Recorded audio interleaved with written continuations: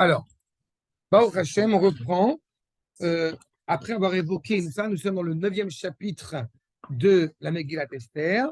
Et donc, nous avons évoqué la dernière fois du verset 1 au verset 5.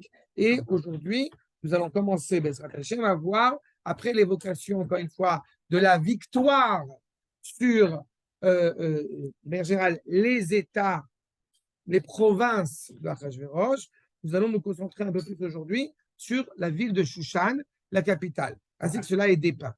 D'accord? À mon grand regret, on devra faire encore une fois un cours l'année prochaine sur la fin du 9e chapitre et le 10e chapitre, parce qu'on n'aura pas le temps, parce que bon, il y a beaucoup encore à dire, mais c'est très bien, on avance. Donc il n'y aura pas 10 cours, mais il y aura plus que ça. Voyons d'abord les versets ensemble, s'il vous plaît. Vous avez dans Ken, dans la deuxième feuille que vous avez, ou Beshushan Abira. Vous l'avez? Oui.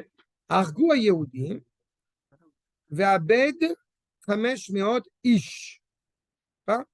Donc, on parle de la ville de Shushan. On parle de la ville de Shushan où les Juifs ont tué et ont amené à leur perte 500 personnes. 500. Okay. Pour commencer. D'accord? On va y revenir aussi sur la miséricorde malvenue et qui, bon, Hachem, on va voir avec la Megillah à quel point c'est absolument terrible, si je puis dire. À Botaï, on est deuxième feuille. Okay. Vous voyez? Donc, la ville de Shushan, pourquoi est-ce qu'on a besoin de nous rappeler que Shushan est la capitale? On va y revenir. Le fait est, c'est que les Juifs n'ont pas assassiné, mais ont tué. Pourquoi est-ce que si on dit on a tué, pourquoi est-ce qu'on a besoin d'ajouter à cette tuerie, eh bien, Abed, d'avoir perdu 500 personnes. Meod Ish. Ensuite, Ve'et Parshandata, Ve'et Dalton, Ve'et Dalfon, Ve'et Asfata, Ve'et Porata, Ve'et Adalia, Ve'et Adirata.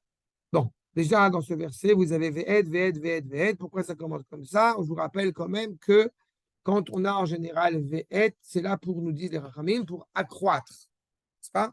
Dire plus. Quand on dit Et Hashem Tiraou, on te dit, c'est pour qu'il y ait beaucoup de Talmidei Rachamim.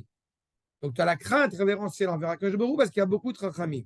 Dans le cas précis, a priori, on a tué 10 hommes, qui sont les 10 fils d'Aman. C'est qui est écrit Ve'ed, Ve'ed, Ve'ed, Ve'ed. Donc combien on en a tué, en fin de compte, en tant que fils d'Aman? Ensuite, question supplémentaire, comme vous avez remarqué évidemment que j'ai pris soin de recopier comme tel, un petit taf. Pas un petit taf. Il y a le sens qu'on connaît tous moderne, mais je vais malgré tout voir ce que l'exégèse traditionnelle dit sur ce sujet. D'accord? Dalphon, Ashvata, et Purata, et Adalia, et Aridata. Puis, verset 9, et Parmashta, encore une fois le shin qui est en petit, Ve'et Arisai, Ve'et Aridai, Ve'et Vaizata, et vous avez ici un vav qui est plus grand. D'accord? Pourquoi ces nuances? Pourquoi, encore une fois, ces particularités vis-à-vis de ces 10 fils d'Aman qui, je rappelle encore, par le Baal Koré, sont lus d'une seule traite, d'une seule respiration. Regarde, on l'a dit. On va voir le nom. J'aime pas le terme de parler du futur, mais évidemment, il y a une allusion. C'est pour ça que je dis, cette allusion-là, en général, vous la connaissez tous. D'accord? C'est pour ça que ce n'est pas celle-là que je vais donner. Parce qu'elle est connue. Je n'ai pas besoin de ça. On la rappellera, mais c'est... Ciao. Ce qui est sûr, c'est que Baruch Hashem, les Chayalim, il y a quelques semaines de cela, n'est-ce pas, puisqu'on est au mois de Hadar, donc ils ont anticipé, puisqu'ils ont déjà tué les 10 fils d'Aman à Shrem. Baruch Hashem. Mais en tous les cas, Asar ben Aman, ben Amedata, Sorer Yehudi. Donc, entendu, les 10 fils d'Aman, le fils d'Amedata, évidemment, qui haït les Juifs, ils les ont tués, Argou, et on a besoin de nous préciser que nous n'avons absolument pas exploité, profité des trésors de ses ennemis. À quelle rigueur, on aurait eu, a priori, tout à fait le droit d'exploiter son argent, puisqu'on insiste pour nous dire qu'il a fait preuve de haine à l'égard des Juifs. Il attaque des Juifs, Donc on le massacre, lui, ses enfants, et on prend son or. Et là, on te dit clairement, c'est pas ça qui était important aux yeux des Juifs. Bayom Ahu, en ce jour, Ba Mispar à Harugim, donc le nombre de morts à Shushan, à Bira, et Fna Amelech. D'accord? On a, voilà, le nombre de morts qui vont être décimés en ce jour-ci devant le roi. Pourquoi est-ce qu'on a besoin de préciser là encore devant le roi? Ah oui, ils sont morts. Vayomer Amelech, et donc le roi dit à Esther, à Malka, Beshushan Abira, Argo à Yehudim, c'est le roi même qui dit combien de juifs ont-ils tué. Ve'abet Chamesh Mod Ish, Ve'et Asarat Bnei Aman, donc on a 500 plus 10. Beshar Amedinot Amelech, Ma'asu ou Ma'shelater. En fait, on nous parle des gens qui sont morts dans la ville de Shushan, mais on n'a pas encore évoqué tout l'empire de Achashverosh. Ou Ma'asu. Qu'est-ce qu'ils ont fait là-bas? Et ils se tournent vers la reine. Ma'shelater. Qu'est-ce que tu veux? Veinaten lach. Uma bakashater. Od veteas. Qu'est-ce que tu veux? Dis-moi ce que tu veux et fais-le. On a deux problématiques. La première problématique, c'est que la demande d'Esther va demander à Achashverosh, donne-moi la possibilité de massacrer encore d'autres gens.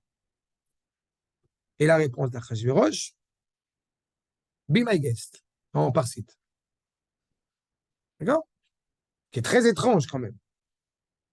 Mais on va essayer de comprendre. La semaine dernière, je disais que le roi, il fallait voir le chef de la loi. Bien sûr, on va y revenir. Évidemment, on va l'évoquer. Écoute, Sadiq. Non, mais tu as raison. Évidemment, tu as raison. Il y a un niveau de lecture qui, effectivement, nous fait rappeler que c'est Akadosh Baruch Hu. Mais même ça, en tant que tel, c'est exceptionnel. Cette réalité, encore une fois, où un chef d'État dit massacrez qui vous voulez. Va-t-on Esther, im à la Melerto, et la démarche de Esther, encore une fois, si cela trouve grâce, est agréé par le roi, inatel. Gam machar la Yehudi, donc, si cela trouve grâce aux yeux du roi, demain, les Juifs, Asher Beshushan, la sot kadat ayom, vet aseret bnei Aman, yitelou ala etz. Donc, on les a massacrés, on les a attrapés, on les a tués, mais si cela trouve grâce aux yeux du roi, eh bien, demain, nous allons les pendre sur un arbre. Pas sur l'arbre, sur l'arbre. Si ce n'est pas n'importe quel arbre, on le sait, mais sur l'arbre. Vayomer Amelech, la sot ken, et le Melech, le roi, acquiesce, accepte cette idée. Fait-il atteindre date Beshushan, fait Asarat Bnei Aman. Et aux yeux de l'État, eh bien, il est clair que les 10 fils d'Aman vont être pendus. Pourquoi pendus? Pourquoi est-ce la démarche qui est choisie pour bien punir ceux qui ont voulu, et la racine même, qui ont voulu être méprisants à l'égard d'Israël, voulu être, comment dirais-je, cruel à l'égard d'Israël. Et ce sera le même, évidemment, au procès de Nuremberg. Vaïkalu à Yehudi, quelle est la valeur de cette réunion, cette reconnaissance, de cette union du peuple juif? Et puis, point supplémentaire, il y a écrit Yehudim avec 2 Yudim, même sur le lit avec un seul Yud. D'accord? J'ai expliqué à un élève, il n'y a pas longtemps, quand il me voyait justement expliquer un certain nombre de parachutes, c'est le sujet qu'on avait traité ensemble sur la femme violentée. Alors, je suis en train d'étudier avec quelques-uns, et je leur montre ce qui est écrit et ce qu'il faut lire, et ils me disent, ah, donc ce qui est écrit et qui est lu différemment, ça a aussi un sens dans la Torah. C'est-à-dire, première année d'Yeshiva, au Hachem, et j'étais très content de dire que, ben oui, j'ai pas dit de problème, j'ai pas dit le contraire, mais c'était pas évident pour lui de comprendre que si c'est écrit d'une manière et que c'est lu d'une certaine manière, eh ben, il y a une valeur profonde là-dessus aussi qu'il faut chercher, encore une fois, dans l'exégèse traditionnelle, pourquoi c'est ainsi. Là, on a Yehudim avec 2 Yudim, qu'on va lire avec un seul Yud. Asher Beshushan, donc ils sont à Shushan, Gam Beyom Arba Asar, les Chodesh Adar, donc le 14 Adar. Je vous rappelle quand même que dans tout le royaume, la guerre s'est produite, eh bien, le 13 Adar, on se préparait à se battre jusqu'au 14, et que pour ceux qui habitaient à Shushan, puis par la suite à Yerushalayim, eh bien, ça commence effectivement le 14, voire le 15. Quand il y a des nuances par rapport à ça. Et comme nous, on est à Akko, officiellement, donc il y a un doute pour savoir si effectivement la muraille d'Akko, elle était à l'époque ou non de Yehoshua Bino. Ça, c'est la version officielle. Et comme j'ai coutume de dire que la version officieuse, c'est comme on est à Akko et que Baruch Hashem, il y a beaucoup d'Arabes, donc on fait à la fois le 14 et à la fois le 15. On lit 4 fois la Megillah pour bien effacer Bezrat Hashem Amalek. Archa. Et donc, c'est la demande qui est prononcée au roi, l'unité du peuple, Yehudim, Yehudim, Asher Beshushan, donc le jour, le 14 Adar aussi, Veyargou Beshushan, et donc à Shushan même, on va tuer Shlosh Meot Ish, ou Bebiza, Lo Shalchou et Yadam, et semble-t-il, le 14, on va tuer 300 personnes à Shushan. Et là encore, on n'a pas profité du trésor. On est très pointilleux sur les dates. Les dates, les chiffres, vraiment, c'est très, très précis. On n'a pas tué un de plus, on n'a pas tué un de moins. D'accord? Là, encore une fois, dans les délais traditionnels, il faut qu'on essaie de comprendre qu'est-ce que ça signifie. Donc, commençons d'abord par ce rappel à l'égard de Shushan Abira. Vous avez accord numéro 18. Donc, une fois qu'effectivement, on a commencé à avoir une certaine sérénité dans le peuple juif, d'avoir pu se défendre face à nos ennemis, Achar Sheba, nous dit Rabbi Avraham ben Ezra, accord numéro 18, Achar Sheba Revacha Israël, Shayu Beshushan Abira, Az Baou Meir Shoshan, Vargou Be'armon Amelech et Sonehem. On a tué la populace. Maintenant, on va se préoccuper des chefs, si je puis dire, des dirigeants politiques. D'accord? Ceux qui ont de la haine à leur égard. Maintenant, pourquoi est-ce si important d'invoquer ces gens-là? Et surtout, à grande surprise, je répète, avec la permission du roi. Nous dit un des premiers maîtres des Rishonim, justement, on parle des gens qui se trouvent dans le palais royal, dans la cour royale. Nous dit le Rav Moshe Chalab, accord numéro 19, Oulai, Anashim Armon Ameler, peut-être que les gens qui sont dans le palais du roi, Al-Khul Ilachem, Ima Yehudim, Ashir Beshushan Aïr. Peut-être que ces gens-là, ils vont aller se battre avec les Juifs dans la ville elle-même. Ils ont vu qu'ils commençaient à perdre face devant eux. Ils vont aller dans le palais en évoquant la protection du palais royal. Et donc, a priori, ils sont sauvés maintenant. Parce qu'ils ont vu que c'était plus tellement possible de continuer à se battre contre les Juifs. Donc, on va se réfugier dans l'abri anti-atomique dans le palais. Eh ben non. On leur court après jusqu'à là-bas.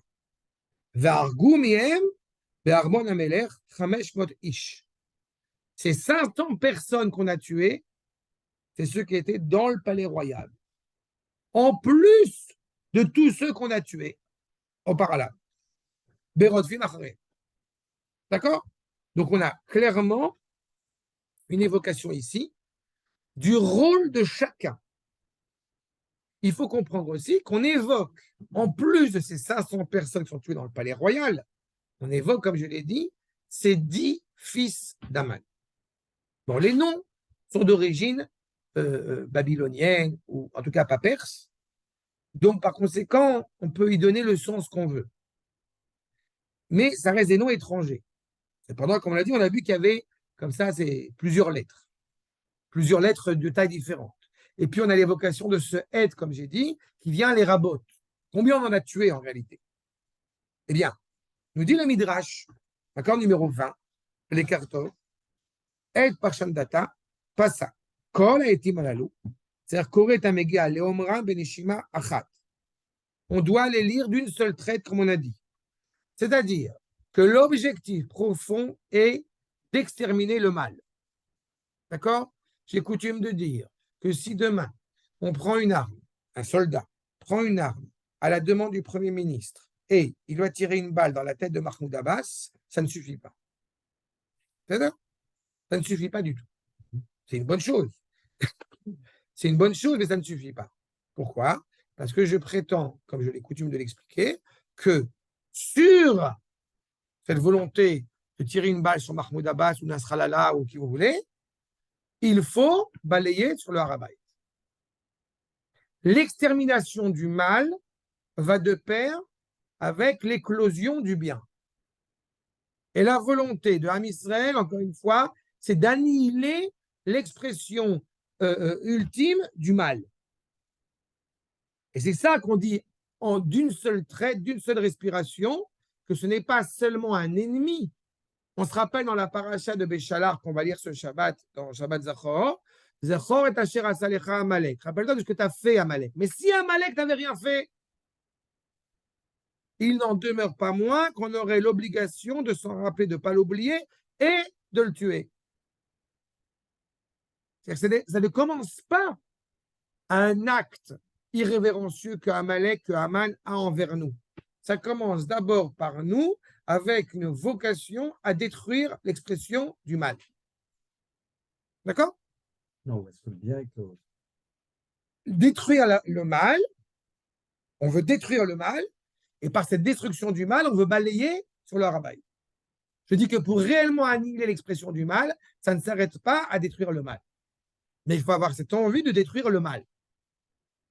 Mais il y a une question qui s'impose. Il y a une chose, c'est facile de dire le mal c'est ailleurs, c'est pas en moi. Le mal c'est là-bas, mais c'est beaucoup plus dur de mieux se conduire nous. Ça, c'est la philosophie. Non, c'est la philosophie. Okay. D'abord, Amalek, c'est d'abord une réalité concrète qui est l'antithèse d'Israël. C'est le père de toutes les nations. Amalek ne disparaît pas automatiquement quand Israël se conduit. Non, pas du tout. Okay. Non. Non, c'est très important ce que tu soulèves, mais non. Non, c'est une vraie question que tu me poses. Non, c'est très important ce que tu soulèves. Mais là, encore une fois, je me permets de t'encourager. Si tu veux, si tu n'as pas le temps de le voir, je te passe les sources. Non, mais le cours sur le comment éradiquer Amalek dans le Shabbat Zachor, c'est un sujet qui est très important. Et il est sur YouTube. Je vous ai envoyé sur la playlist. C'est un cours qui, à mes yeux, qui est très important. Et tu vois comment les propos qui sont tenus, notamment à la fin du cours, par le Rav Tertel, par le Esh Kodesh, le Rav Frelap, qui rappelle qu'il y a une vertu de haine qui est inscrite dans le peuple juif pour haïr Amalek. D'accord? Et je le dis parce que c'est vraiment la période où on est obligé de rappeler ce genre de propos avant de pouvoir bien récolter des sous pour tel ou tel village qui est un village de terroristes. Eh bien, j'estime qu'on doit aller rencontrer Madame Yaniv, qui a perdu ses 2 fils, et avoir l'audace de se trouver devant elle en lui disant cela. Et comme dit justement, celui qui fait preuve de miséricorde à l'égard des cruels fera preuve de cruauté à l'égard des miséricordieux. Tu as très bien dit quand tu as parlé justement de ne pas vouloir en aucune manière haïr notre peuple, tu as tout à fait raison. Mais je dois aussi être conscient que ce modèle de pensée qui est noble et qui est juste, eh bien, il n'est pas malheureusement partout. Non. D'accord? Exactement. Et c'est ça qui est terrible. Et c'est ça qui fait mal au ventre. Non, mais ça fait mal au ventre. Mais s'ils choisissent d'être comme eux, alors qu'ils assument.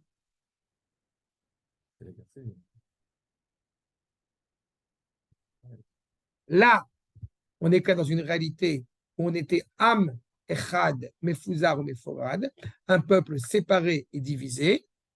Et, on va y revenir tout à l'heure, le peuple juif s'est recroquevillé, s'est retrouvé. Nikahalou.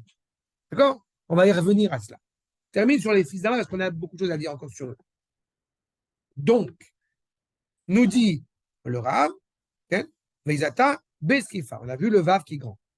Et les Rav, Nirteva, Vav, Aruka, Veizata, chez Kulan Nitlu Be'etzechad. Premier sens que nous donne le Rav. Pourquoi il y a un grand Vav? C'est pour mettre en évidence que, et ce pendant 1 an d'ailleurs, Aman avec ses 10 fils sont restés pendus sur l'arbre. Sur un arbre. Ce n'est pas 10 arbres, c'est un seul arbre. D'accord? Et quel arbre c'était? Oui, mais quel arbre c'était?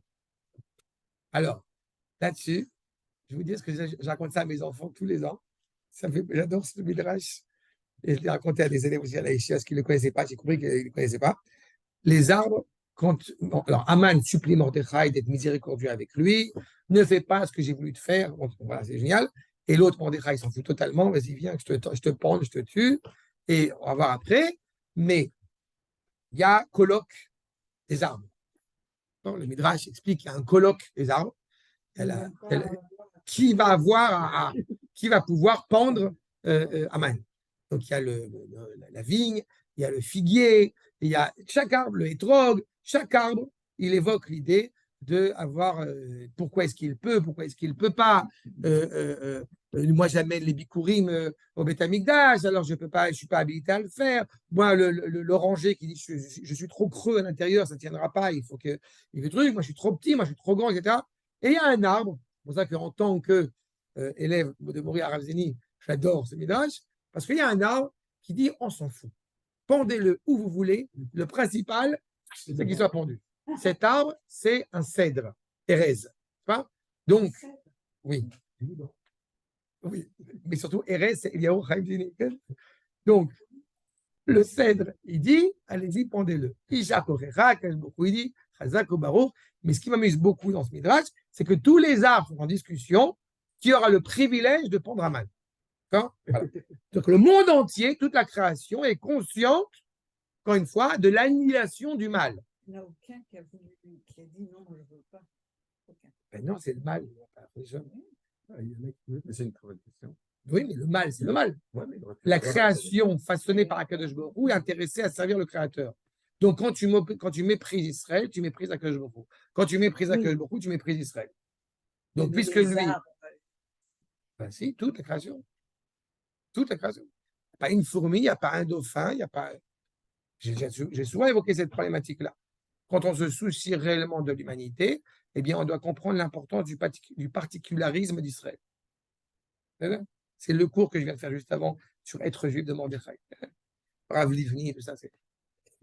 En tous les cas, le fait c'est qu'il nous dit comme première évocation, le Vav, c'est pour mettre en évidence qu'il y aurait, eh bien, un seul arbre.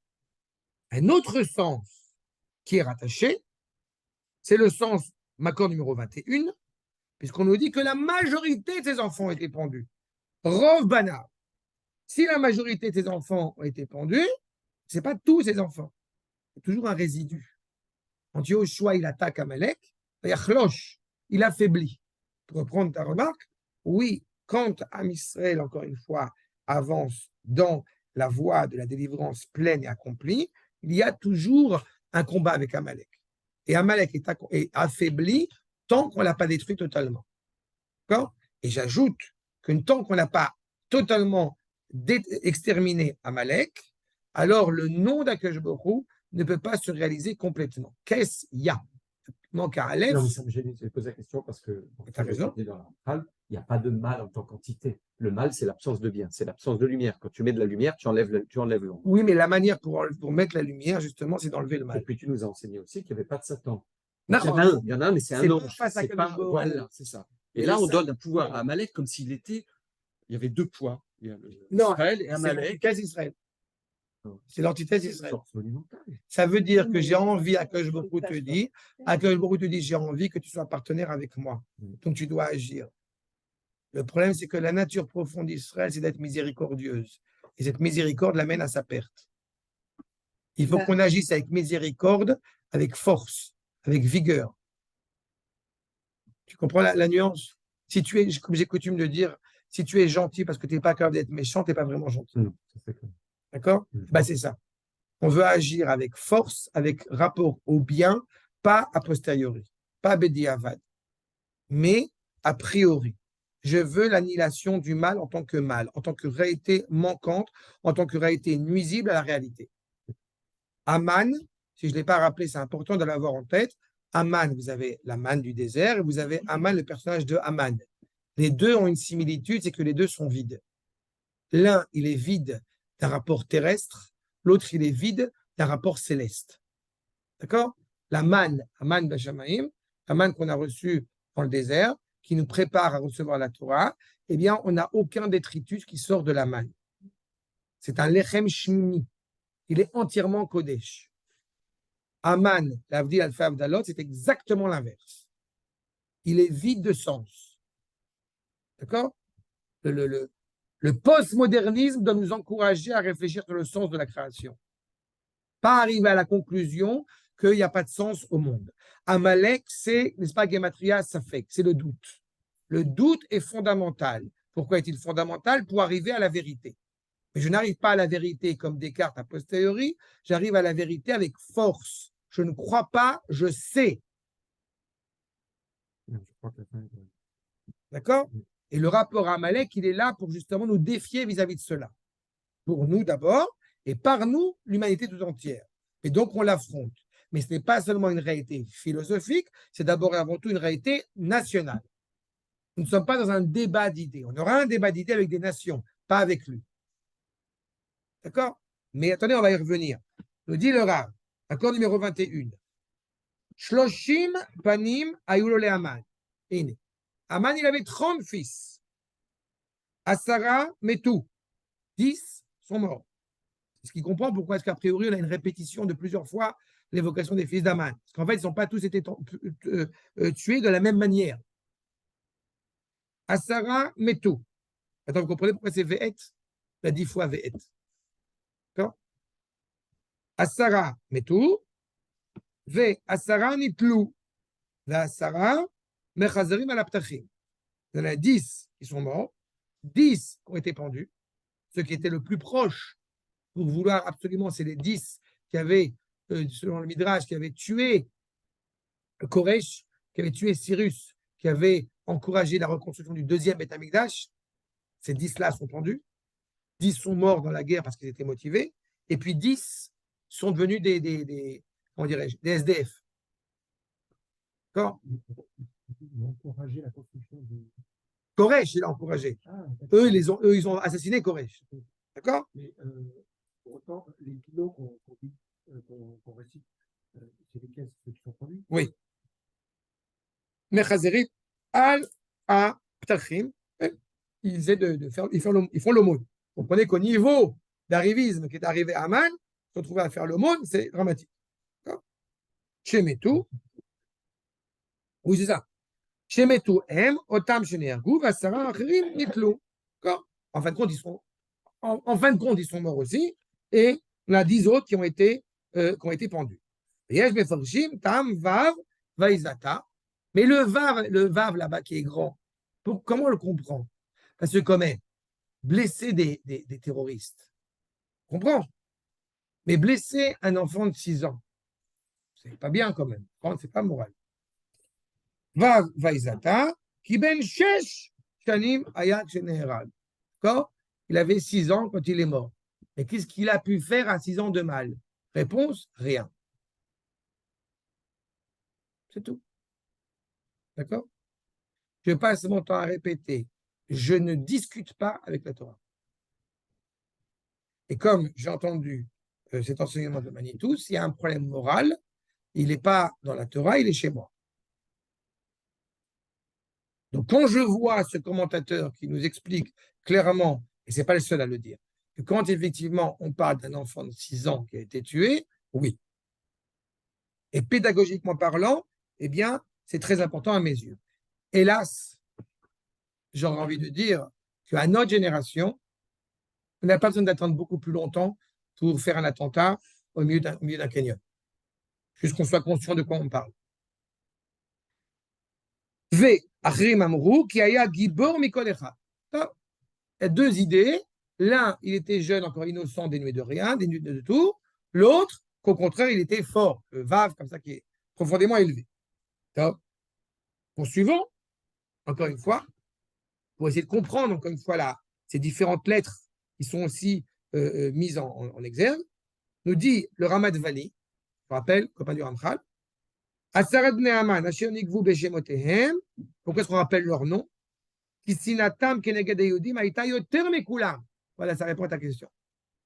Pourquoi est-ce que eux, ils sont nommés? On n'a pas nommé les 30 fils de Haman. Il a une fille qui s'est suicidée. Au moins une fille qui s'est suicidée. Hein? Parce qu'elle a versé, vous rappelez. On a 10 fils, donc on connaît le nom. Qui était, semble-t-il, avec une haine encore plus forte que les autres. Veoulai, Avav Rabati Bacharon, Mipne Shaita Sinato Yoter Mikol Echa. Il avait une haine à l'égard des Juifs encore plus que ses autres frères. Un troisième sens qui nous est donné ici. Enfin, Rashi, Makor numéro 23, Asara Be'aman, Raïti Beseder Olam, Elo Asara, Shekadvu Sitna Shel Yehuda. C'est pour ça que je vous l'ai dit tout à l'heure.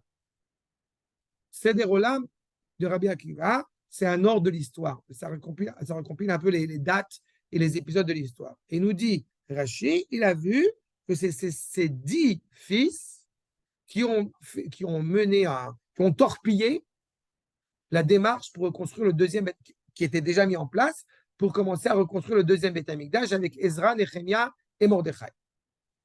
Et comme ils ont essayé de remettre ça en cause, Sitna Shel Yehuda ve Yerushalayim, comme c'est écrit dans le livre de Ezra. Ou Bemalchut Achashverosh, Betechilat Malchuto, au début de la royauté de Achashverosh, Kadvu Sitna, Al Yoshve Yehuda ve Yerushalayim. C'est quoi Kadvu Sitna? Ils ont essayé de diaboliser ce projectionniste, si je puis dire, en expliquant que c'est rare dans l'histoire, mais on a eu dans l'histoire, là, à ce moment-là, des goïms qui ont essayé d'expliquer à d'autres goïms qu'il faut massacrer les juifs parce qu'ils font de la matzah avec un bébé chrétien. D'accord? C'est assez insolite, mais ça existait à ce moment-là, c'est-à-dire à l'époque. Non? T'as compris le. Ma. Compris? Oui, t'as compris. D'accord? Je crois que c'est une blague. Oui, elle a compris. Maya Sitna Levatel Aolim. Tu sais qu'en Galoute, il y a une halakha, c'est important de l'avoir en tête aussi. Tu sais qu'en Galoute, il y a une halakha qu'on appelle Diné Nefashot qui n'était pas pratiquée. D'accord? Ne condamnez pas à mort en Chutz La'aretz. Il y aurait eu lieu de condamner à mort, on ne condamnait pas à mort en Chutz La'aretz. Je parle dans la communauté juive. Les goïms, ça arrive. Et le seul cas où on a abrogé cette requête, c'est vis-à-vis de ce qu'on appelle les Moïser. C'est-à-dire que quand on avait un juif, pour des raisons multiples, qui jugeait bon d'aller cafeter aux Cosaques la communauté juive, alors le Rav, il y avait 4 bons hommes bien dans leur tête et bien dans leur basket et bien dans leur chair. Le Rav, il faisait, et les 4 hommes allaient s'occuper du juif en question. Chapeau. D'accord? Juste que vous l'ayez en tête. C'est-à-dire que malheureusement, c'est le seul cas de figure, mais parce que la communauté entière était en danger. D'accord? Et je ne parle pas de la Shoah, je parle de réalité beaucoup plus.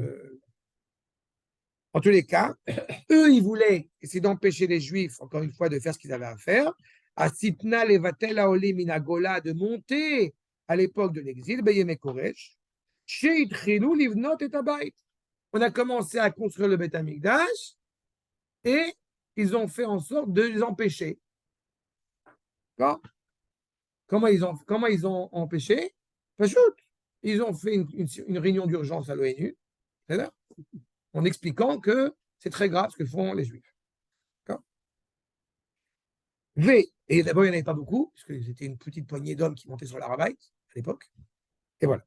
Ils chinou, et voilà. Ils les ont cafetés. Akoutim, hélas, on pense que c'est peut-être des Juifs qui les ont cafetés. Une fois, il y a une magouille, quand même. Vekshemet Koresh, et quand Koresh a été tué, comme vous savez, le Melech Achashverosh, le roi Achashverosh, a commencé à prendre le pouvoir. Itnase, Aman Da'ak, Shelo Yasku, Otam, Shebi Yerushalayim, Bevinyan. Aman prend le pouvoir. Je vous renvoie au premier chapitre de la Megillah où j'explique le Memouchan. Il a 7 conseillers Achashverosh, quand il veut savoir ce qu'il va faire sur Vashti, et Memouchan, qui est en dernière position, soudain, celui qui va conseiller Achashverosh de tuer Vashti, c'est Mumchan, un Vav. Soudain, il a avancé. Pourquoi? Parce que Haman, à qui on n'a rien demandé, Mouchan et Pouranout, Haman, à qui on n'a rien demandé, c'est un arriviste, et il prend le pouvoir. Et pendant toute la durée de la Megillah, Achashverosh se laisse tenter parce qu'il voit en Haman, il se voit lui-même, tel que lui est un arriviste et qu'il n'est aucunement digne d'être roi et Haman non plus, mais il l'encourage à monter les échelons jusqu'au moment où il lui fait peur. Parce qu'en fait, il a compris que Haman, il veut être calife à la place du calife. D'accord? C'est le cas de le dire. Et donc, c'est ça. Donc, il a monté, Et Aman, en prenant le pouvoir, il fait en sorte que les Juifs ne se préoccupent plus de l'avenir de Jérusalem. בבניין ושלחו אחשוורוש לשרי עבר הנהר לבטלן. Et il va envoyer ses ministres justement au-delà du fleuve pour clairement annuler eh bien, la possibilité de commencer à reconstruire Yerushalayim. Enfin, dernier point, dernière évocation grâce au Maharal, vous avez Makor numéro 24, n'est-ce pas? Notre verset, au Chadash, c'est le commentaire du Maharal. הפסוק הזה בא לומר, כי זרע עמלק והבאנו 10 בני עמן, היו מתנגדים אל השם יתברך.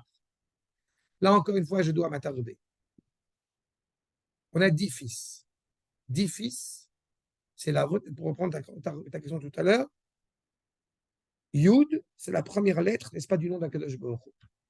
Il y a une volonté de croire vainement qu'on peut nuire au dessein divin de son projet. Avec un S majuscule. C'est ce que croit Aman. Quand Aman, quand il écrit Mein Kampf, c'est ce qu'il pense. Et en réalité, rien ne peut empêcher ce projet d'arriver à terme.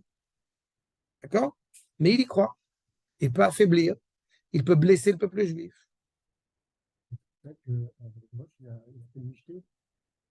Exactement. Il a fait le michté en pensant que c'était la fin des 70 ans, c'est la fin du peuple juif.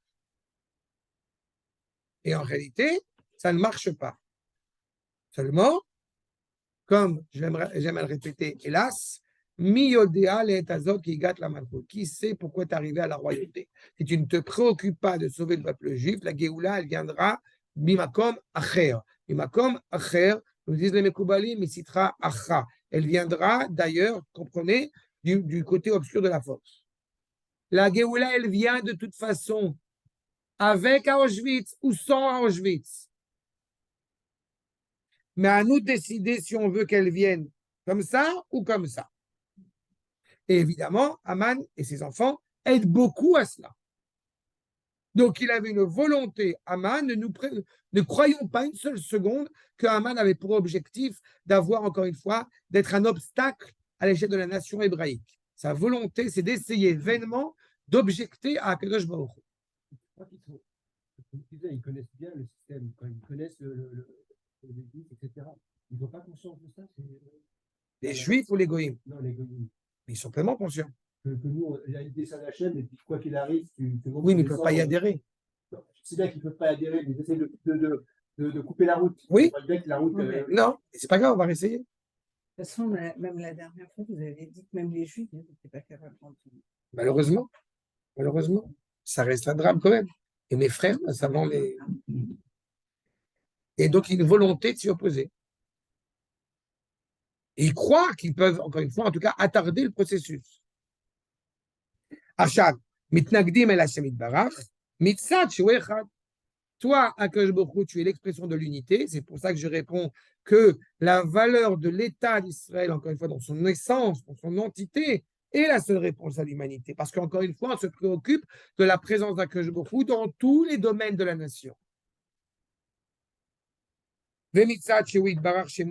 Puisque son nom est un, bah à vous de les Zera Amalek. Donc, automatiquement, vient l'antithèse qui est la perte totale. Chez Kolzman, chez Zera Amalek Baola, tant que la descendance d'Amalek existe encore dans le monde, on ne peut pas avoir l'unité d'Akadosh Baruch Hu dans le monde. Et j'essaye, dit Amalek, de blesser, comme je dis, à la source, à la racine. N'oubliez pas, pour reprendre, et là j'insiste sur ce point, la pensée d'Israël a anticipé le monde. Quand on dit que Amalek est en face d'Israël, il y a une nuance fondamentale, c'est que Israël est au-dessus de la création, alors qu'Amalek est soumis à la création. Le Satan, comme tu l'évoquais tout à l'heure, il est un ange donc façonné par le Créateur. La pensée d'Israël, elle a anticipé le monde. D'accord? Donc Amalek a été pensé et conduit par le Créateur. Oui. D'accord. Mais là, encore une fois, il faut le prendre avec des pincettes et bien comprendre ce que ça veut dire. Mais c'est justement le partenariat. C'est un peu comme Pharaon, qui est aussi une marionnette, en fin de compte. C'est plus complexe que ça. Parce que le pharaon permet au peuple, lui, de devenir un peuple. Mais Tu as raison qu'au il sait niveau qu'il y a quelque chose concret, qui est vital, mais au pourtant, niveau de la cruauté, tu as raison, ils sont tous pareils. Mais le il n'est pas contre. Akadosh Baruch Hu, il va mettre une grosse claque au pharaon parce que, hélas, il a exagéré dans sa volonté de mettre en esclavage Israël. Alors, l'essence même qui fait que le pharaon reçoit ce qu'il reçoit, c'est parce qu'il a fait énormément de mal au peuple juif. C'est son zèle dans la cruauté, finalement. Exactement. Amalek, c'est pas le problème. Il est carrément contre le projet. Il est contre le projet, mais il pourrait ne rien faire. On peut faire souffrir les Juifs, mais il ne faut pas y aller trop fort. Ça, c'est ce que dit les Goïms. Mais est-ce que c'est Ah oui, Pharaon? par rapport au pharaon, ok. Par rapport au pharaon, on aurait été en exil, ça suffit. On a besoin d'ajouter un peu plus à ça. Peu d'esclavage, mais pas d'accord. Le Malbim, il te dit clairement que tu as 4 royaumes, tu as 4 dimensions du royaume. Tu as une dimension essentielle, c'est-à-dire d'avoir, encore une fois, un gouvernement digne de ce nom, bon pour le peuple juif, en Eretz Israël. Tu as une dimension un peu moins bien que cela, c'est d'avoir un gouvernement qui n'est pas juif en Eretz Israël. D'accord? Shalom, c'est pas bien, mais on en Eretz Israël quand même. Tu as pire que ça, c'est d'être avec un gouvernement sympathique et bien, mais en dehors d'Eretz Israël. Et le pire, c'est Auschwitz. D'accord? Quand on est en exil, on se sait en exil, ça va. Malheureusement, on peut après essayer de comprendre pourquoi est-ce que le pharaon est aussi cruel, est-ce que ça va impliquer. Mais je répète que Amalek, c'est l'essence même. Encore une fois, c'est la racine même. C'est Réchit Agoïm. Amalek, c'est l'essence même des nations. C'est lui qui apparaît, je vous rappelle, et je vous renvoie encore une fois au cours sur Amalek, c'est lui qui apparaît quand on a traversé la mer et que le monde entier a peur de nous, et il est là pour refroidir la baignoire. Te dit Amalek, je vais être brûlé au 4e degré, mais j'aurais réussi par cela à blesser Israël. Ça, c'est Amalek. En face de ça, tu as Israël qui dit, je suis prêt à être blessé au 4e degré si ça peut sauver l'humanité. C'est la nature profonde, intrinsèque d'Israël face au Goïm. Dans une autre vie, je suis porté.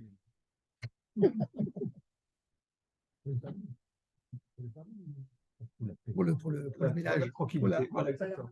pour la morue. La morue. Voilà. Mais on ne choisit pas.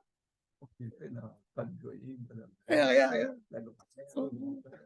Oui, mais d'un côté, quand tu arrives à la fin des temps, le Portugais, il ne se réveille pas.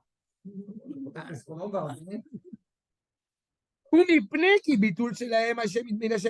Puisqu'ils veulent encore une fois s'annuler d'Akadosh Baruch Hu, annuler son unité, Nishmatam be'echad. On voit malheureusement le nombre de ces Talmidei Chachamim, de ces tzadikim, que leur neshama, elle est justement partie au moment où on a dit, on a reconnu l'unité d'Akadosh Baruch Hu. Nitlu, beskifa achad. Akol mitzad hazeh, shayazir ha'amalek mitnaged l'Hashem ha'miyuchad, amoreh shehu yitbarach echad.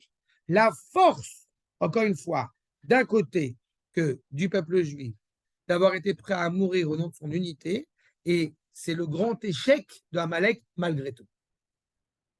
On sort du Zayin Be'adar, il était tellement content, c'est le dernier mois de l'année, il était tellement content, c'est la date de décès de Moshe Rabbeinu, mais c'est aussi la date de naissance de Moshe Rabbeinu. Il pensait qu'il allait nous faire tomber, c'est lui qui tombe. À Pour ou à Goral. Autre cours que j'ai fait, que je vous encourage à voir. La compréhension, comme j'aime à le répéter, entre la distinction essentielle entre le destin et la destinée. Nous ne croyons pas dans le destin. Le destin n'a aucun sens pour nous. Le destin, c'est tragique, inexorablement tragique. Nous connaissons la destinée du peuple juif. Non? Destinée, évidemment, qui est profondément positive. Et on y croit tellement, et on sait tellement que c'est vrai que vous voyez qu'on ne veut pas négocier du trésor des goïms parce que ce n'est pas ça qui nous intéresse. De la même manière que l'Avdil, lui en face, qui l'intéresse, c'est détruire Israël. Pourquoi? Pour détruire Israël. Nous, on veut détruire l'expression du mal. Pourquoi? Parce que c'est le mal, en tant que tel. C'est pour ça que je ne tombe pas dans deux écueils. Le premier de dire que, tu comprends, on veut détruire le mal, mais en fait, on ne se réjouit pas, c'est juste pour que le bien arrive. Je ne suis pas d'accord avec cette thèse. Et je ne suis pas d'accord non plus avec l'autre thèse, de dire, tu comprends, agir avec cruauté, c'est pas bien. Eh ben non, je suis pas d'accord non plus. Je pense qu'effectivement, le fait d'avoir brûlé quelques maisons à Kfar Hawara, c'est pas bien. Il fallait le faire par le biais des soldats et pas brûler 2 maisons, brûler tout le village. Tu as tué 2 Juifs, je répète, je le dis, tu as tué 2 Juifs, à mes yeux, l'armée doit tuer 20 Arabes. Tu tues 3 Juifs, on tue 30 Arabes. Non, mais c'est un tarif variable. 2 Juifs, 20 Arabes. Et par l'armée. Uniquement par le rôle de l'armée. D'un point de vue idéal, pour moi, c'est le rôle, c'est la main tendue qu'on doit donner à nos soldats. Encore une fois, c'est le Kiddush Hashem qui est en jeu. C'est l'expression du mal. Achab, regardez la suite. Justement, son trésor, on n'en veut pas. Alors qu'il est immensément riche. Il ne faut pas oublier qu'Achashverosh, ce qui l'intéressait quand même, c'était son trésor. Qu'est-ce que je vais gagner là-dedans?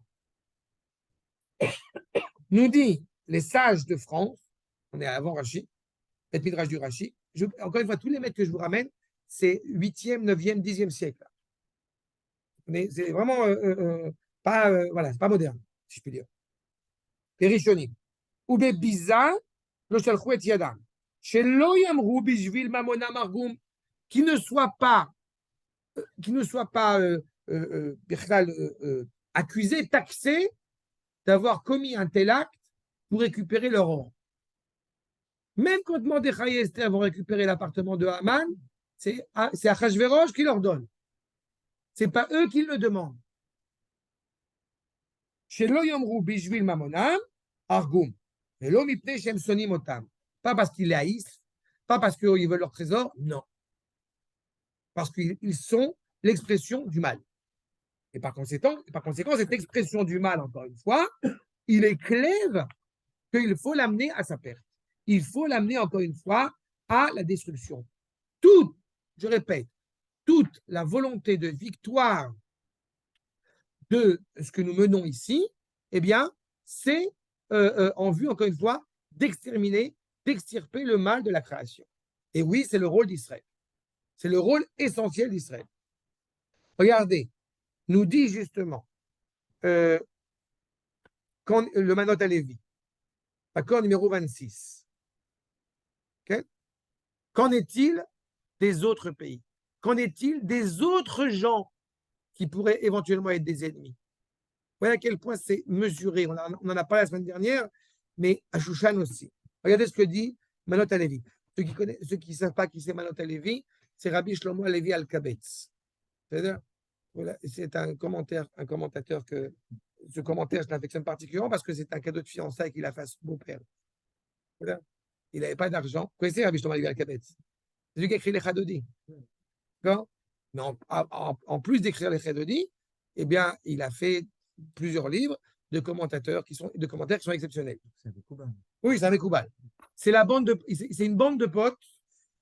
Il y a dans les copains, d'accord? Je vais vous faire l'anglais. Dans la bande de potes, il y a des gens qui ne sont pas très connus. Non. Il y a Rav Yosef Karo, il y a le Rav Moshe Cordovero, il y a le Rav Shlomo Alevi Al-Kabetz. Vous voyez la bande, d'accord? C'est la bonne bande des Chachmei de Tzfat. D'accord? On est au 15e siècle. Il n'avait pas beaucoup d'argent. Alors, il a donné, comme Mishloach Manot, un commentaire sur la Megillat Esther à son beau-père. D'accord? Pour se fiancer avec sa femme. Un cadeau de fiançailles. Voilà. Achav, il nous dit comme cela. Kemdoumé, Shelo Shir HaMelech Sheyargu Afilu Echad Bechol HaMedinot HaMelech. Le roi, en tant que tel, ne pensait pas une seule seconde qu'on allait tuer une seule personne dans toutes ces contrées. Que veut-il dire? Il connaît la nature du peuple juif. On est miséricordieux. On ne pensait pas qu'on aurait agi avec autant de force et autant de puissance. Mais d'un autre côté, il voit bien qu'il y a des morts.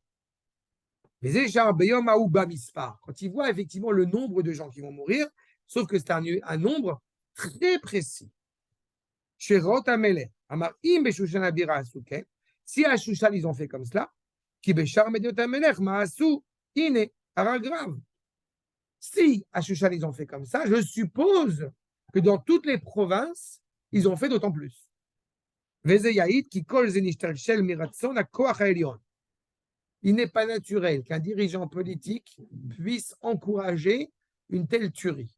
Sauf que là, il l'a accepté, il a acquiescé pleinement sans réagir. Nous dit le Manot Lévi, c'est la preuve, si je puis dire, c'est la démonstration que tout cela est mené par la force divine. Et comme on l'a dit, comme tu as très bien rappelé tout à l'heure, comme il y a écrit que Hamelech, on sait que c'est Akadosh Baruch Hu qui est derrière. Retenez quand même que quand on se bat contre tout type de gens, à commencer par des gens qui sont militairement habilités à se battre contre nous, et nous, on se bat contre eux alors qu'on n'a pas forcément les armes en puissance. D'accord? Kefi Hashem et Shtalshelu Advari. Ainsi que les choses sont mises en place. Et comprenez aussi, on parle des morts chez les Goïms, il n'y a pas de morts chez les Juifs. Ce qui non plus n'est pas tellement logique, si je puis dire. C'est une guerre elle est menée. Mais là, on a l'autorisation d'y aller. Donc, comment c'est possible qu'un roi de chair et de sang puisse accepter un truc pareil? Réponse, providence divine. Un jour dans l'année, on a cette providence. Mais Arachvérosh avait quand même consenti aussi à l'élimination des au départ. Il a consenti, si on parle jusque d'Arachvérosh, il a consenti à la possibilité des Juifs de se défendre. Parce qu'il ne voulait pas que son royaume soit en ballottage. Il aurait pu envoyer une missive et annuler le décret. Il ne l'a pas fait. Il a envoyé une deuxième missive pour OK. Et j'ai coutume de rappeler, je ne sais pas si vous voulez rappeler, mais les Juifs d'Éthiopie, la deuxième missive n'est pas arrivée chez eux. D'accord? Le jour de Purim a été un massacre dans la communauté juive en Éthiopie. Et aujourd'hui, ils participent à la destinée du peuple juif. La majorité ne savent pas que ça ne s'est pas fait pour ça. Ils ignoraient la fête de Purim.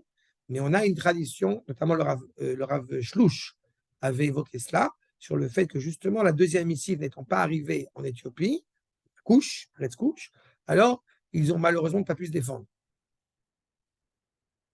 D'accord? Rabbi Ben Ezra. Okay. Avec tout ça, Arachvérosh, il n'est pas un peu dans sa culotte. Il voit qu'il n'a pas parcouru. Non, parce que tout est mené à la demande d'Esther. Tout est mené avec une demande expresse de Esther. Justement, Achashvérosh n'a plus peur pour une raison essentielle.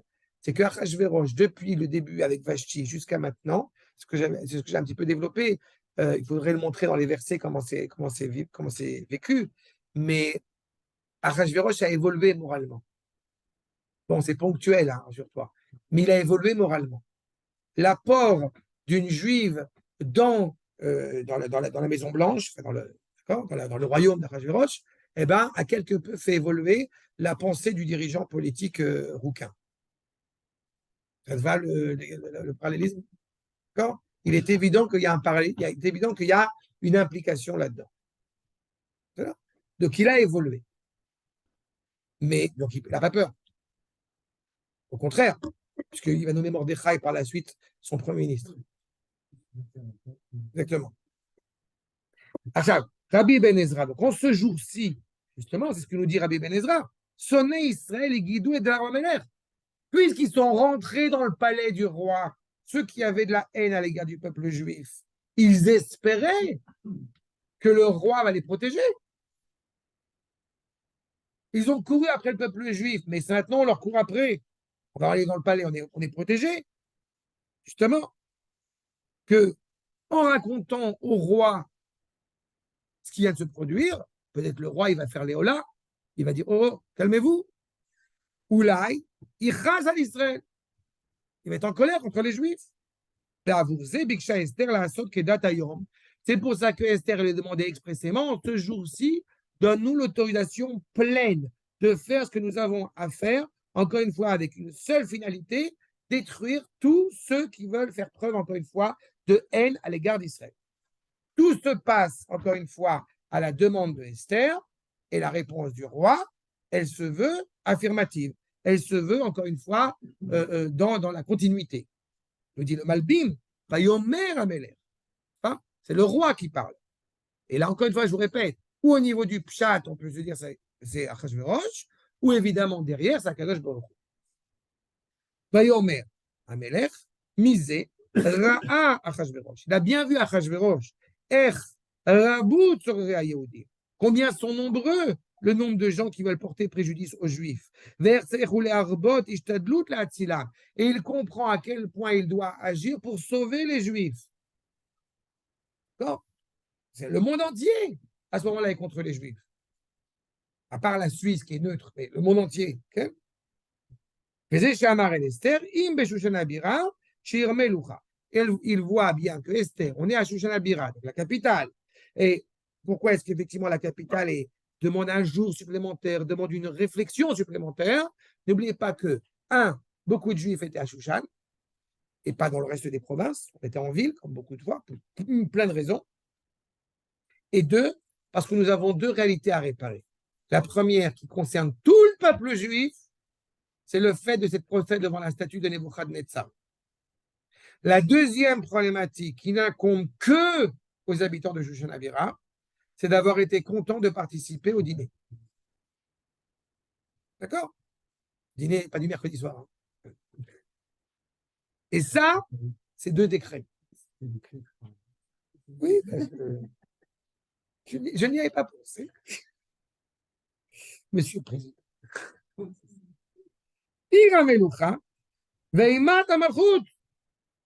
Cela remet en cause encore une fois toute la royauté ici. La royauté est menacée. Mais que la royauté, que l'État soit menacé ou non, se sont multipliés le nombre de gens qui font preuve de haine à l'égard du peuple juif. Kolkar, Adkedekar, que chez Argou, Chamesh Mod Ish. Tuer 500 personnes en une journée, c'est pas rien quand même. Hein? C'est du boulot. Et surtout, il semble qu'on te dit, on n'a pas dit justement 500 anachim, on a dit Chamesh Mod Ish. Donc comprenez qu'il s'agit d'hommes importants. On a des ministres là. On a du lourd. Ouais. Oui, mais on a du papon là, tu vois. On a du papon là, on a du bousquet là, tu vois, du bon. Pas de la, du bonnet. J'adore du bonnet. Vous savez ce que c'est que du bonnet? Oh, après. Non, c'est des grosses têtes. C'est des grosses têtes. Avec Jean-Yann et Jacques Martin qui s'énervent. Parce que c'est ministre de l'Intérieur. Du bonnet. Bonnet. Excusez-moi. Miodea, Béchar Medinot Amelech, Ma Assou. Qui sait ce que le reste des États ils ont fait? Veim, Gam Sham Itzlichou Neged Atzorerim. Si là-bas aussi ils ont réussi contre les ennemis, justement, qui Sham Bevadai Kamo Aleem Beyoter Set. Là-bas, ils se sont levés avec encore plus de force, encore plus de vigueur. Achar She'en Pachad Amelech Aleem. Puisque là-bas, ils n'ont pas peur du roi. Là, ce qui inquiète les ministres, c'est d'abord est-ce qu'on va trouver grâce aux yeux du roi ou non? N'oubliez pas que le roi, quelque temps avant, il a tué quand même deux de ses eunuques, Bigtan et Teresh. Bon, et sa femme, qui a, bah oui, mais vous voulez pas venir, on dit qu'il va faire. Il faut écouter son mari. Mache et la terre là, sauf. Od, là, si bien ne t'énerve pas, je rigolais. Od, là, ça à Yehudi. Vous n'avez pas compris que ma femme ne comprend pas trop le français, c'est moi j'en profite. Od, là, ça à Yehudi. Pour les sauver, là, Tzilam, mi à Sakana. Je ne comprenais pas le français. En tous les cas, les sauver du danger qui était sur eux. Encore une fois, eux, ils sont venus en croyant pouvoir être sauvés.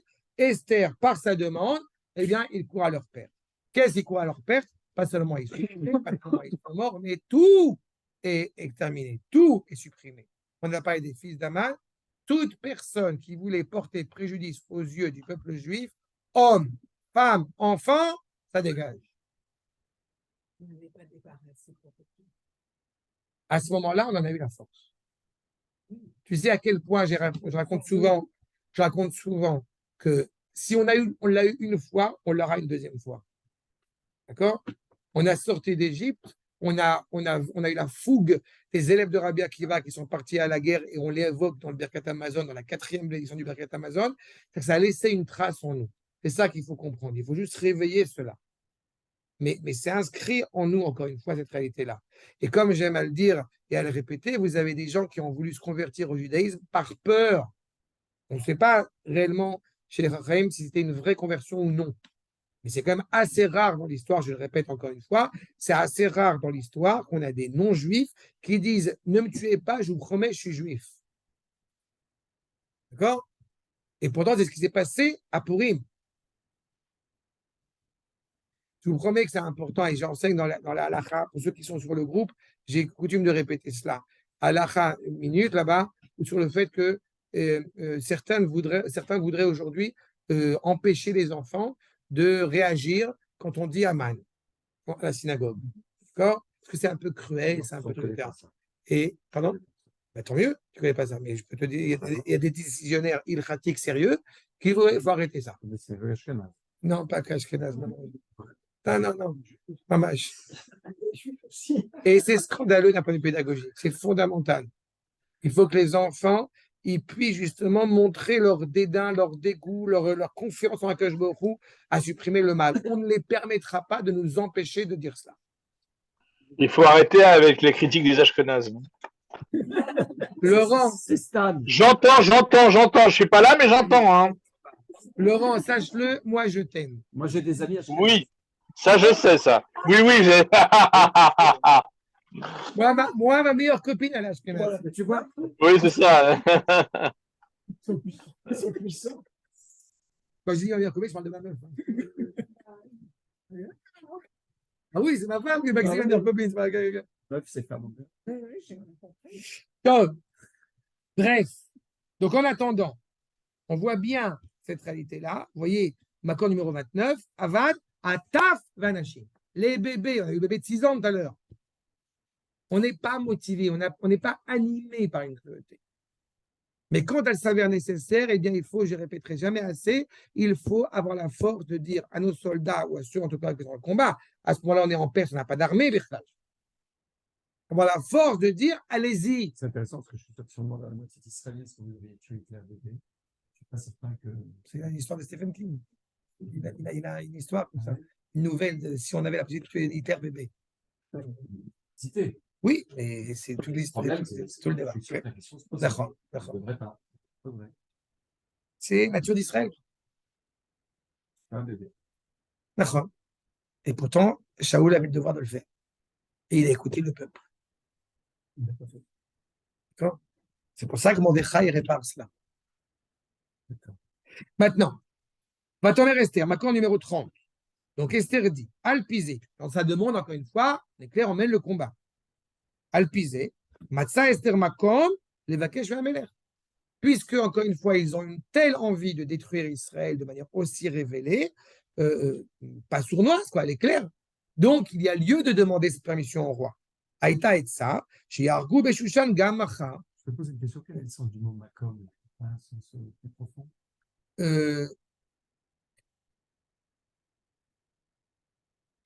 On évoque, je rappelle, parce que c'est important, on évoque Shushan.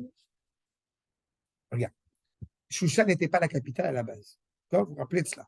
Il a fait déménager, il n'y avait pas suffisamment de place pour installer le siège de Shlomo, parce que sa volonté, c'était clairement d'être prétentieux à l'égard d'Israël, à Shushan.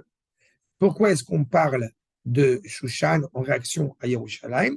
Donc le Makom, c'est ça, c'est là où se trouvent les Juifs. Quand tu as un endroit où se trouvent des Juifs, tu as une Shrina. Quand on coûte cela reste pendant 2000 ans, la synagogue, c'est là où Akash Baruch Hu réside. Pourquoi? Parce que les Juifs sont réunis autour de ce même idéal divin. Donc le sens de Makom, évidemment, il implique cette même dimension-là. Ok, tout à fait. D'accord? C'est ça. Matza Esther Makom. Makom, ok. Mais c'est vrai qu'au sens obvi ici, dans le commentaire du Malbim, elle a trouvé le moment, elle a trouvé le lieu de faire. Tu ajoutes là-dessus pour qu'on voit le lien entre Shushan et Makom. Mais ça, on le sait dès le départ. Il bâche Malchut, elle a dit par le roi HaKodesh. Tout ça est mené dedans. D'accord. Dans sa démarche, encore une fois, elle va insister là-dessus en tuant le lendemain aussi. Le lendemain, c'est-à-dire le 15. On veut annihiler le mal totalement. 13, 14, on agit. Mais le 15, la lune est pleine. La royauté d'Israël s'exprime pleinement. D'accord? C'est à ce moment-là où elle est clairement inaltérable. Il ne suffit pas de dire effectivement ça s'est produit, ça va se reproduire et ça va se reproduire. Il suffit d'abord et avant tout de se dire on sait que c'est possible. Si on n'a pas la Torah, je prétends cela, mais c'est pas facile, je pense que c'est juste, quoi. Je pense que si on n'a pas la Torah, si on n'a pas la Emouna, si on n'a pas le Kodesh, si on n'a pas ce rapport-là, eh bien, vous allumez la télévision pour voir les informations non-stop pendant 2 jours, on est foutu. D'accord? C'est la fin, c'est terminé, c'est l'apocalypse, c'est ce que vous voulez. Et je fais partie de ces gens qui sont convaincus, ça ne m'empêche pas qu'on a des hauts, des bas, qu'on a des moments de stress, mais on sait où on va. Donc, continuez, j'ai comme dit l'expression, Jésus-Christ et la caravane passe. Donc, le Malbim nous dit clairement, on va poursuivre demain. Puisque la première missive indiquait qu'on pouvait nous massacrer et répondre que le 14, donc ils se disent, on va aller au royaume, dans le palais du roi, on va patienter tranquillement jusqu'à demain et on est sauvé. Sauf que Achashverosh a donné l'autorisation de poursuivre le lendemain. Donc vous n'êtes pas sauvés. Donc on va vous massacrer aussi demain. Imiru, s'ils voient que la main du roi est sur eux. Omnam, les fidati, aya bakashata al Shushan Aïr, lo Shushan Abira. Le Malbim fait ici une distinction entre la ville de Shushan, la capitale, et la ville de Shushan en tant que telle. Comme s'il y avait, je sais pas, Mexico City et Mexico. Qui Shushan, nichleket les shnei chalaki. En fait, pourquoi le Malbim parle comme ça? Parce qu'il met en évidence le fait que la ville de Shushan, semble-t-il, elle est séparée en 2. Makom Abira, là où il y a l'administration. Comme le haut, Shushan. Voilà. Comme, je ne sais plus. C'est la suite de Bonnet. Comme, j'ai oublié. Makom Abira, c'est Sham Yashav Amelech Vasarim. Là où sont assis les ministres, les gens importants. Ve'aita Nikret Shushan Abira. C'est la ville capitale. Va'ir Bifnatzma, et la ville elle-même. Quand on dit que l'aéroport il est à Loud, mais il n'y a pas que l'aéroport à Loud. À l'autre, par exemple. Pas à titre d'exemple, quoi. Par raison. Vaïta Nikret, Shushan Stam. Elle est stable, appelée Shushan. Ou Beyom Shlosh, donc le 13, on a tué à Shushan Abira. Ou Bakasha Esther, Sheiten Reshut Larok, Beyom Arba Estre. Donc, le 13, on a tué à Shushan Stam. Et on veut tuer aussi les gens le 14. Arivim chez Nisharu, Shushan Aïr. Ceux qui sont restés, encore une fois, en ville et qui ont été épargnés le 14. Gam litlot asarab ne'aman, l'apil ema vepachal. Pourquoi est-ce que c'est si important de pendre les fils de Haman aux yeux de tous? Et pourquoi j'ai insisté sur le fait que les fils de Haman, et Haman compris, eh bien, ils sont pendus pendant 1 an. Vous savez pourquoi? C'est-à-dire qu'on est pendu. Oui, pendant 1 an. Quand Mordechai et Esther, ils sont dans leur maison, dans la maison qui était jadis de Haman, et qu'il ouvre la fenêtre, Mordechai, il prend ses cornflakes, ses cariotes, et juste devant lui, il a les 10 fils d'Haman et Haman qui sont pendus. Mais pendant 1 an? Oui. Les corps sont pas de corps. Non, c'est pas grave. On voit bien. D'accord. Et quand on voit, ils sont suffisamment éloignés pour Pas comme... pas qu'ils soient mauvais. C'est le truc, c'est ce que n'oubliez pas, c'est ce que voulait faire Haman. Ouais. D'accord? Ah oui, c'est ce que voulait faire Haman. Il faut que le monde ait peur d'oser faire du mal au peuple juif. Mais nous aussi, Nous, on fait du mal au peuple juif. nous, on fait partie du peuple juif, et donc on est obligé de s'infliger. Non, c'est Mordechai et Esther. C'est là? Tu sais, je vais te dire un truc. Il y a quelques années de cela. On les a tués, Non, mais je vais te dire un truc. Je suis d'accord avec toi. Non, c'est très bien ce que tu fais maintenant. Ça me permet de répondre et de réagir. Il y a quelques années de cela, je vais te donner 2 exemples. on m'avait envoyé par mail et j'avais dit que je ne voulais pas avoir ces images-là sur deux. Il y avait l'ingénieur et il y avait un Cheikh là-bas, du Hamas aussi, chaise roulante là, qui avait explosé. Et les photos de la manière dont il avait explosé Ah oui, avaient circulé. façon puzzle. Et façon puzzle. Et je n'étais pas du tout fan de cela, pas parce que j'ai de la miséricorde ou parce que j'ai eu quelconque souffrance, parce que j'ai pas envie, ça m'apporte rien de le voir. D'accord? Bien fait. Ça, c'est bien général, parce que je ne suis pas animé par cela. Maintenant, et puis il y avait l'autre, évidemment, l'ingénieur qui n'a pas payé sa note de téléphone, vous vous rappelez? Oui. Donc, bon, j'aime, ben, il a payé. Mais ça, c'est une chose. Et à côté de ça, quand à Ramallah, on a balancé le soldat par la fenêtre, j'ai entendu un certain nombre de Chachamim qui ont dit c'est important qu'on voit ces images. Pourquoi? Parce qu'on est incapable d'imaginer la cruauté qu'ils sont capables d'octroyer. C'est ça que je veux te dire. Ça veut dire que le problème, la grandeur et la faiblesse du peuple juif, c'est qu'on n'est pas capable de se comporter comme eux. On n'est pas capable. Non, mais c'est pas il faut pas. Il faut pas, c'est que tu es déjà en train d'impliquer une norme morale. Moi, je te dis, au-delà de ça, on ne sait pas. On ne sait pas. On n'est pas habilité pour. On n'a pas les éléments pour. Mais ce que dit le Rav, si j'ai bien compris, c'est ce que tu as dit tout à l'heure sur gentil. C'est que ça nous vaut notre miséricorde que si on est capable de. C'est ce que je veux te dire. Il faut être capable de faire ce que, encore une fois, on a dit tout à l'heure, de tuer hommes, femmes et enfants. Il faut être capable de tuer un enfant de 6 ans. Avec joie, on le fait. C'est une mitzvah. C'est une mitzvah, tu l'as fait avec joie. Sinon, ce n'est pas une mitzvah. Attends, tu comprends en vue de ta tête. Tu comprends en vue de ta tête. Non, mais je vais t'aider. Je vais t'aider. Tu comprends très bien en vue de ta tête pourquoi est-ce qu'une femme n'est pas habilitée à l'armée. À l'armée. À l'armée pour ça. À l'armée pour ça. Une femme n'est pas habilitée à la base pour faire ça. Et quand une femme va à l'armée et qu'elle se retrouve à faire un acte pareil, eh bien, quelque part, ça blesse, et je pèse mes mots, ça blesse sa nature féminine. Ça fait rappeler entre parenthèses que j'ai eu l'opportunité au mariage de parler avec ta fille, et quand elle me parle de Shrem, elle se dit, c'est pas évident du tout. Donc, je ne dis pas Stam pour dire, c'est pas la question de dire pour ou contre. Je montre à quel point cela, encore une fois, peut nuire à cette nature miséricorde de la femme. Donc, c'est tout à fait juste ce que tu dis. Nous, comme juifs aussi. Le peuple juif a un devoir de le faire. L'homme juif a le devoir de se battre et d'exterminer le mal. L'echem, c'est la même racine que le mot milchama, c'est le pain, la guerre. C'est vous qui l'avez dit, on n'est pas obligé de le faire avec cruauté. Non, les ennemis de manière générale. Oui. Il a fait, mais là, ce n'est pas les ennemis. Ce n'est pas les ennemis. Le mal. Non. Tu mélanges deux choses. Tu mélanges les ennemis et tu mélanges le mal. Le mal, il faut l'examiner avec. Cruauté. Cruauté, le plus que ça. Et avec joie. Et avec joie. Et avec joie. C'est une mitzvah. Non, mais il ne faut quand même pas oublier ce que c'est que pourri, ma vache. Non, mais il ne faut pas oublier ce que c'est que pourri, ma vache. On n'est pas en train de parler comme ça avec autant de cruauté à l'égard de toute la création en tant que telle. Au contraire, je vous ai démontré que des gens, par amour pour la création, que ça n'a rien à voir.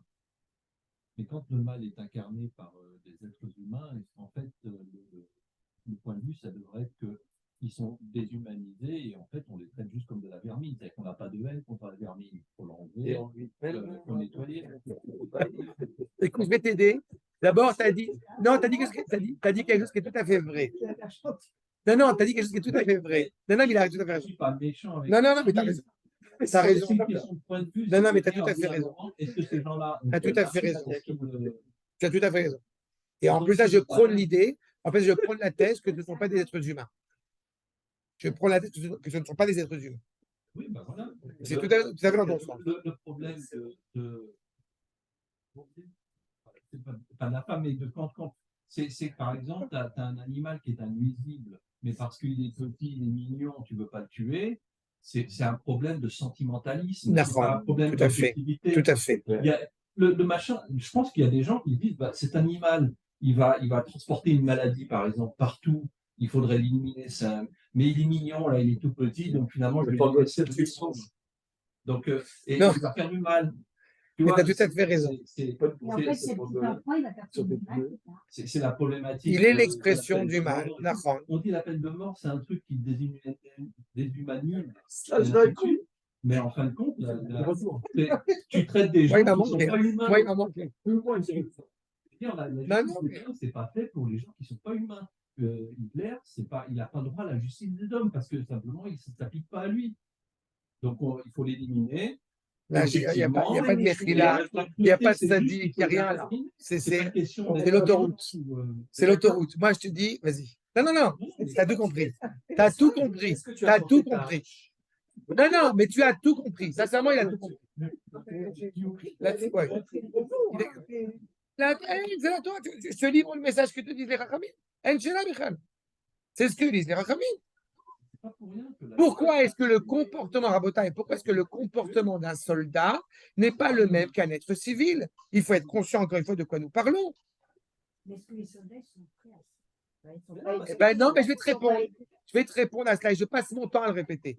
Les soldats seront prêts quand on leur aura donné la force et la émouna de la justesse de leur combat. Oui. C'est pas vrai. Certains, oui.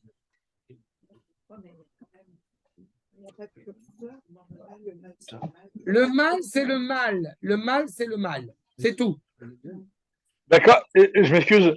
Le mal, c'est le mal, mais si on commence à dire que les gens qui représentent le mal ne sont pas humains, alors c'est reprendre exactement les arguments que eux prennent sur nous. Tu as tout à fait raison. Ce que dit Lévi-Strauss, le barbare, c'est celui qui nomme le barbare. Tu as tout à fait raison ce que tu as dit. Mais c'est justement pour cela que malheureusement, comme disait le Rav Yehuda, d'ailleurs dont on va célébrer la Haskara il n'y a pas longtemps, c'est exactement ce qu'a dit le Rav Yehuda sur le fait que les dégâts de la Shoah ont dépassé bien au-delà de la Shoah. Les dégâts du nazisme, nous les assumons jusqu'à aujourd'hui. À cause de ça. À cause de ça. À cause du raisonnement qu'on n'arrive pas à tenir. Exactement. Exactement. Nous ne sommes pas dans un combat qui veut dire, qui nous dit que nous on a raison et qu'eux ils ont tort, ou qu'eux ils ont raison et que nous on a tort. Nous ne sommes pas dans un débat Bichlal. C'est pour ça que, encore une fois, toute la notion de boire à Purim, j'aime évoquer le Rav Kook quand il dit on croit qu'on boit à Purim, en réalité c'est pas vrai. On est en état d'ébriété toute l'année. Pourquoi? Parce qu'on croit toute l'année que c'est nous qui dirigeons, que c'est nous qui décidons telle ou telle valeur. Le jour de Purim, justement, on comprend, et c'est aussi la dimension de Purim, on comprend que l'histoire, elle est menée par une force qui nous dépasse. C'est surtout les antisémites qui pensent qu'on dirige et on fait tout. Mais ils ont raison. Les antisémites ont pleinement raison. De toute façon, on va leur envoyer Elia. Non, il est revenu, il a raison. Il en revient. Une trace de flamme partout. Mais en tous les cas, vous voyez ce qui se passe, parce que même dans la démarche, pour reprendre ta mesure, même dans la démarche, vous voyez qu'encore une fois à quel point c'est précis, vous voyez à quel point il n'y a pas ce n'est pas un esprit, comment dirais-je, c'est pas mené par l'esprit vengeur. Il y a une demande de la part d'Esther. C'est que tout est mené, encore une fois, de manière sereine, de manière calme. C'est le bien de combattre le mal.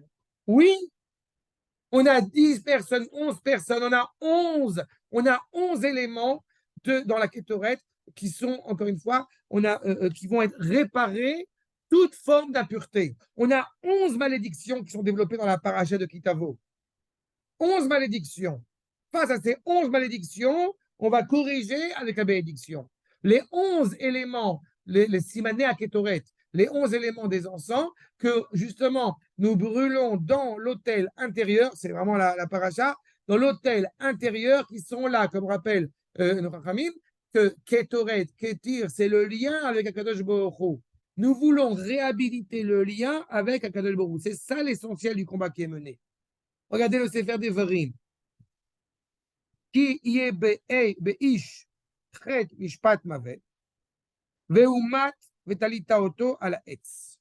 Justement, c'est 11 éléments, c'est 11 malédictions, c'est 11 valeurs qui veulent encore une fois, eh bien, maudire Israël à l'échelle de l'ennemi que nous avons en face eh bien, il nous est clairement exigé, justement, de le pendre.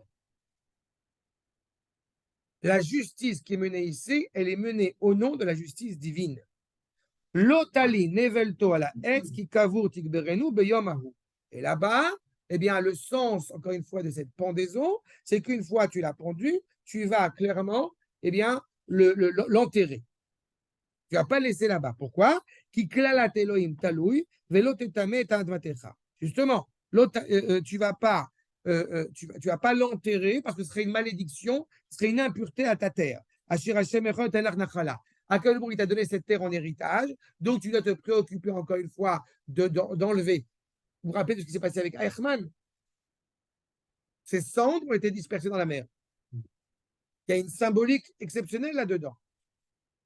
Dans la pendaison, ça a un rapport avec la tête. Non, pas pendaison, la tête, oui, bah oui. La tête, bien sûr. La tête, oui, bien sûr. N'oubliez pas que la tête de Esav, la tête de son aïeul, eh bien, a roulé dans la mare Oui, d'Arpel. la pendaison, on ne coupe pas la tête. La tête est encore là, mais elle est brisée. En fait. Oui. Pourquoi? Parce que le rapport à la pensée et l'acte doit être séparé. Nous, on veut que la pensée et l'acte soient intimement reliés. Chez lui, quand la pensée et l'acte, justement, sont mis en parallèle, eh bien, ils sont une grande nuisance pour Israël. Non, parce que justement, si tu lui coupes la tête, c'est que tu considères qu'il y a une séparation entre ce qu'il est et ce qu'il fait. Et il est profondément problématique. C'est l'essence même du mal en tant que tel. C'est pour ça que j'ai insisté là-dessus. Et c'est pour ça que ce qu'a dit Elia, que ce n'est pas un être humain, au sens hébraïque du terme, ce n'est pas un être humain. Pas tout le monde est appelé Adam. Être Adam, c'est un mérite. C'est une justesse, encore une fois, dans cette volonté d'être appelé Adam. Achal. Et donc, le peuple juif se réunit. Parce que tout ce qui va donner à cette force-là de se battre, c'est l'unité du peuple juif. On n'a pas dit Vei Kaptsu, on a dit Vei Kahalu, Kohelet. C'est vraiment le rassemblement des juifs. À Shushanaïr, dans la ville de Sud. Regardez, s'il vous plaît, Makor numéro 33. C'est l'essence même de la sainteté d'Israël. Et je me permets d'insister sur ce point à Rabotai. Qu'est-ce qui nous porte préjudice aujourd'hui? Ce ne sont pas les nations. Les nations exploitent ce qui se passe malheureusement en Israël, ce manque d'unité dans le peuple juif. À chaque fois. Seule solution, se retrouver. Oui, c'est ça. C'était le cas en Perse. Veikalou Beshushanaïr. Quelqu'un. C'est ça.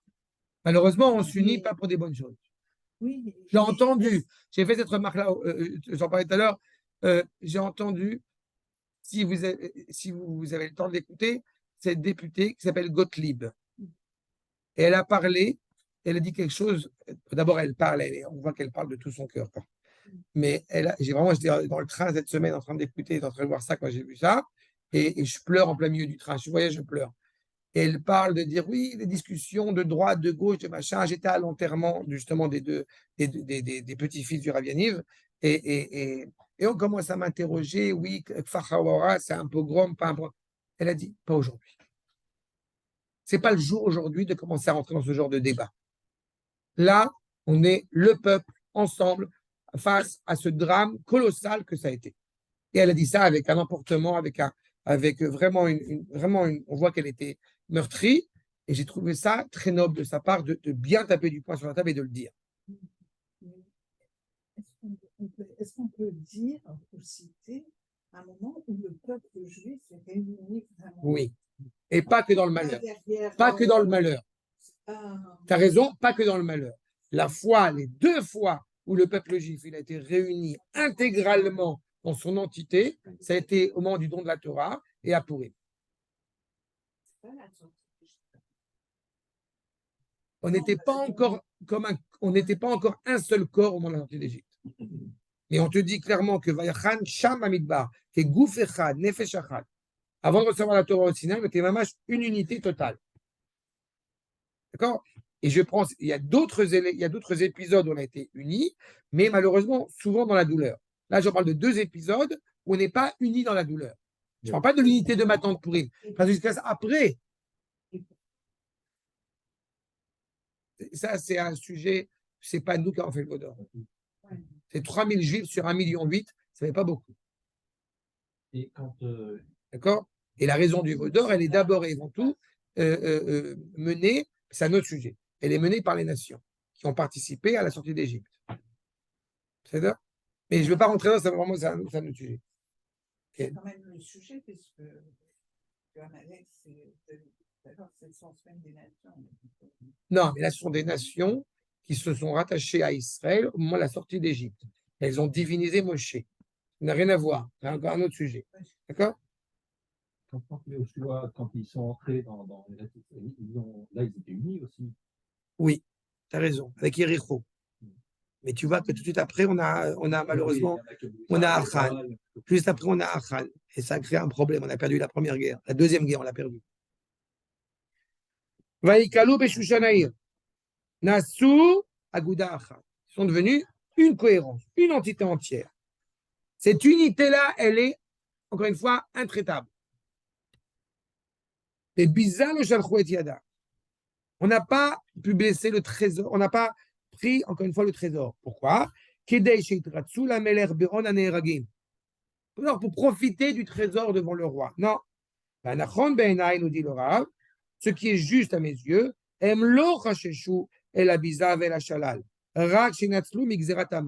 n'avaient pas, encore une fois, aucun problème à prendre le trésor. C'est-à-dire que s'ils ne l'ont pas pris, ce n'est pas par peur. Ce n'était pas leur projet, ce n'était pas leur propos. Comme Moshe qui dit, mais j'avais rien pris. D'accord. Ça rejoint ça.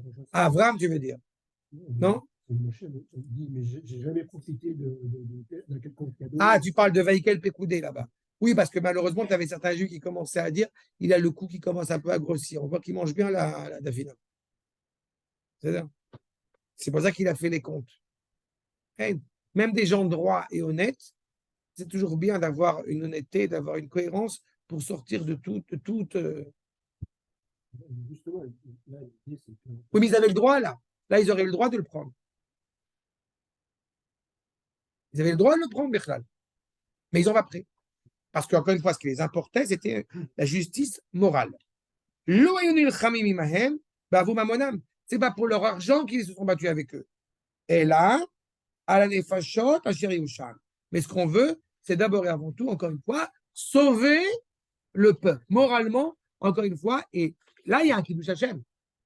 Parce que là, il y a une prise de conscience de la part du monde entier à quel point le peuple juif, eh bien, est aussi, encore une fois, mené par cette moralité, mené par cette grandeur. D'accord? Ça va, c'est clair? Pour ma part, on peut continuer encore un petit peu.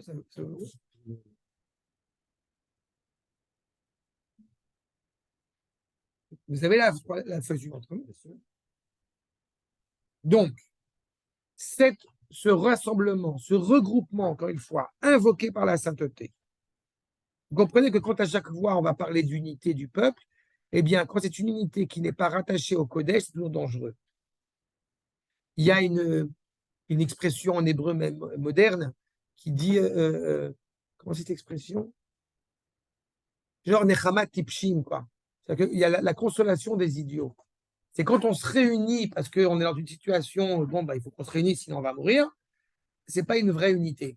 Il faut avoir une unité qui soit rattachée. C'est ce qui est passé. C'est vrai que c'est pas Stam qui se réunissent. C'est Itkaalou. Vraiment cette réalité-là. Regardez ce que nous dit le Maharal. C'est ça. Mais l'unité sans Kodesh, ce n'est pas une unité. Vous comprenez, c'est une nuance qui est très importante. C'est un rassemblement, exactement. Notre unité, elle est. Mais justement, si elle est rattachée autour du Kodesh, vous vous rappelez, je vous ai demandé Yehudim, Yehudim. Ce qui est écrit et ce qu'on lit. On y arrive. Regardez d'abord ce que nous dit le Maharal, Makor numéro 34 dans Ochadash. C'est-à-dire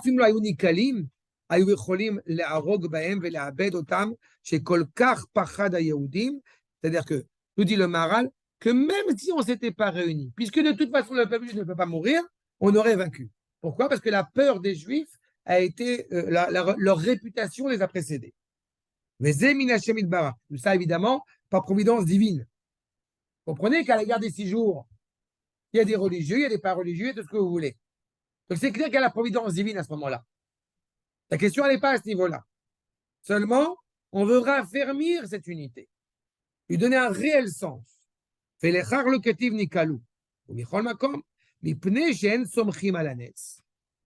parce qu'on est réunis encore une fois et que donc on a confiance, on y va les doigts dans le nez.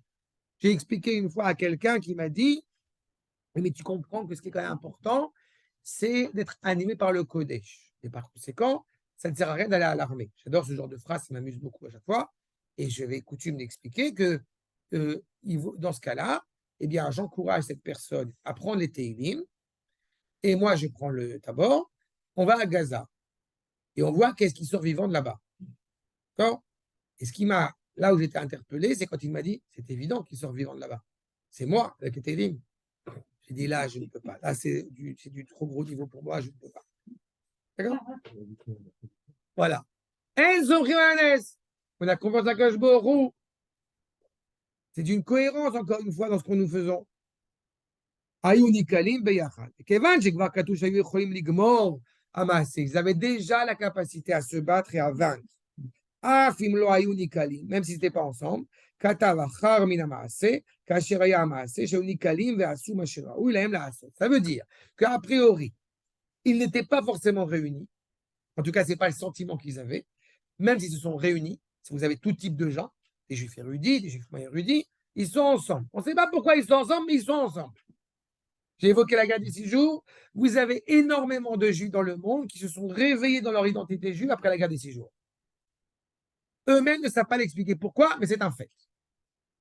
Seulement, il y a un point supplémentaire. C'est que malgré cette réunion plus ou moins comprise, qui clairement prend sa sauce dans le Kodesh, en réalité, vous avez une allusion supplémentaire qui nous est révélée par Rav Avigdor Cohen Sedek. Pareil, c'est des premiers maîtres de la tradition. Ayeudim, Melo, Malé, Yud Ketiv, avec ce Yud supplémentaire. Pourquoi? Pour nous enseigner ce qu'on rappelle dans le traité de Megillah, justement, que dans chaque ville, il faut qu'il y ait 10 juifs batlanim. Batlanim ne veut pas dire 10 paresseux. Regardez ce qu'il nous dit. Kol ir va ir shen ba'asara batlanim, nidon kapara. Nidon kekfar. Ça veut dire que qu'est-ce qui permet à une ville d'avoir une épine dorsale? C'est qu'il y a 10 juifs qui sont au cœur de la ville et qui étudient la Torah. Plus la ville elle est grande, plus il faut des juifs qui soient là pour donner en fait l'oxygène à la ville. Tu m'as demandé tout à l'heure, est-ce que les soldats peuvent aujourd'hui agir ou non? Je le pense, à la seule condition que ceux qui doivent avoir le rôle de renforcer les troupes sont ceux qui transmettent la Emouna, ceux qui transmettent la Torah. Allez-y, rentrez-leur dedans. C'est ça que quelqu'un qui, encore une fois, va voir les Khayalim doit leur dire. Pas leur dire, faites attention de ne pas blesser des innocents. Rentrez-leur dedans, éclatez-les. C'est ce qu'on attend et c'est ce qui doit être. C'est-à-dire, les Asara Batlanim, c'est ça. C'est 10 juifs qui prennent sur eux, encore une fois, ce rôle aussi important de comprendre, encore une fois, l'essence exceptionnelle et absolue de Am Hashem, de Am Kodesh. Au moins. Ça dépend de la ville. Plus la ville est grande, plus t'en as. 10 juifs. Mais le Minyan aussi représente. Dis-toi bien que, encore une fois, on ne doit pas en tirer un orgueil, mais quand, eh bien, le Kohen qui n'a pas d'héritage terrestre, alors on peut se dire, il vit grâce au peuple. Et en réalité, ce n'est pas vrai. Le peuple vit grâce au Kohen Gadol. C'est pas la Torah, c'est pas toi qui tiens la Torah, c'est la Torah qui te tient. D'accord? C'est elle qui te donne ce sens, comme je dis, cette épine dorsale. Alors, nous poursuivons les versets. Donc la guerre est menée. On a brûlé qu'il fallait brûler. Encore la cachérisation. C'est là ce qu'il faut faire au Liboun. On fait au Liboun ce qu'il faut faire. Et il y a le premier repas, si je puis dire. Hein, le premier repas de victoire. Verset Tetzaïn. Vayomer ha-Yehudim, asher bemedinot ha-Melech, nikalu, ve amod al-nafsha, ve noach me'oivehen. Là, ici, vous avez, c'est très bien la remarque de Elia tout à l'heure, vous avez ici Comment arriver réellement à la sérénité? On veut la paix? Parfait. Il y a 3 stades. Je vous dis clairement, je vais un peu, pour vous alléger au niveau de la lecture, je vous lis directement le verset, mais voyez les choses. On est dans les Médinot Amélé, on est dans les provinces. Nikalou, première chose, l'unité. Deuxième stade, Ve'amad, on se tient droit, fier. C'est eux qui doivent avoir peur. C'est pas nous qui devons avoir peur. On est unis dans cette unité, on se tient droit. Amad, al-Nafsham. Troisième stade, Noach Mioivé. Alors on se repose de nos ennemis. Comment? On aurait pu dire, on tue nos ennemis, et après on est content, après on est serein, on est reposé. Non. Il a dit, Noach Mioivehem, ve'arag besonehem. Pourquoi? Qu'est-ce qui fait que vous avez 22 pays arabes qui n'osent pas nous attaquer frontalement? Qu'ils ont peur. C'est là. Quand, encore une fois, ils sont conscients de la valeur et de la puissance d'Israël, eh bien, ils vont être mesurés dans leur volonté d'attaquer. Donc, on est reposé de ses ennemis. Et parce qu'on est fier et parce qu'on assume ce que nous sommes. À ce moment-là, on se repose parce qu'on a tué nos ennemis. Ramisha Veshivim Elef, donc, eh bien, 75 000, pardon, ou Babiza, le Jadchouet Yadam, de nouveau, on n'a pas pris le trésor.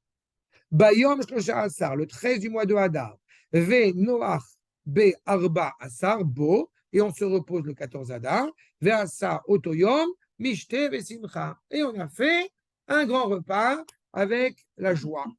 D'accord? Sauf que, c'est intéressant qu'il est écrit ici, Mishte Ve Simcha. Le verset 18, qu'on voit juste après, écrit aussi Mishte Ve Simcha. Et verset Yutet, écrit Simcha Ve Mishte. C'est quoi la différence? C'est quoi la nuance ici qui est évoquée? On va rapidement l'évoquer. Mais, en attendant, verset 18. Pareil, écrit Yehudim, il faut lire Va Yehudim. Asher Beshushan, Nikalou. Pareil, les Juifs dans la capitale se sont regroupés. Le 13, Bishlosha Sarbo, Be'ar Sarbo, et le 14 du mois de Hadar. Noachbo, Bechamisha Asar. Et eux, ils vont se reposer, on a dit le 15. Parce que nous, encore une fois, on affronte le 13 et le 14. Le 14, on se repose. Eux, ils affrontent le 13 et le 14, mais aussi le 15. Mais le 15, ils se reposent. Bon. Ve'asa Oto, Yom, Mishte Vesimcha. Nous, on a fait le Mishte le 13, le 14, eux, ils font le Mishte le 15. Vous remarquerez que c'est un Mishte c'est un repas de victoire. Mishte, comme son nom l'indique, donc animé par la boisson. Parce que c'est Mishte, Shtot. Ça, on le fait naturellement, machinalement, sans en avoir reçu l'ordre pour les générations à venir de Mordechai.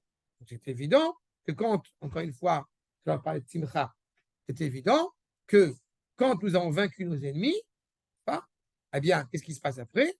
On fait une grande table ronde comme ça, avec un grand repas de fête. Et évidemment, et le chantre qui lui est attaché à l'arbre. C'est ça la nuance. C'est que nous, le chantre d'Afka, il est au milieu de la table, il n'est pas attaché à un arbre, et il n'y a pas de sanglier. Enfin, sauf à Haïfa. D'accord? Donc, c'est ça. Comment ils ont réussi à se mettre ensemble? Et ils ont réussi justement dans ces dates-là. Regardez, s'il vous plaît, directement ce que nous dit le Makor numéro 36. D'abord, on se repose des ennemis, comme nous dit Chachmei, les sages de France, Pidrono,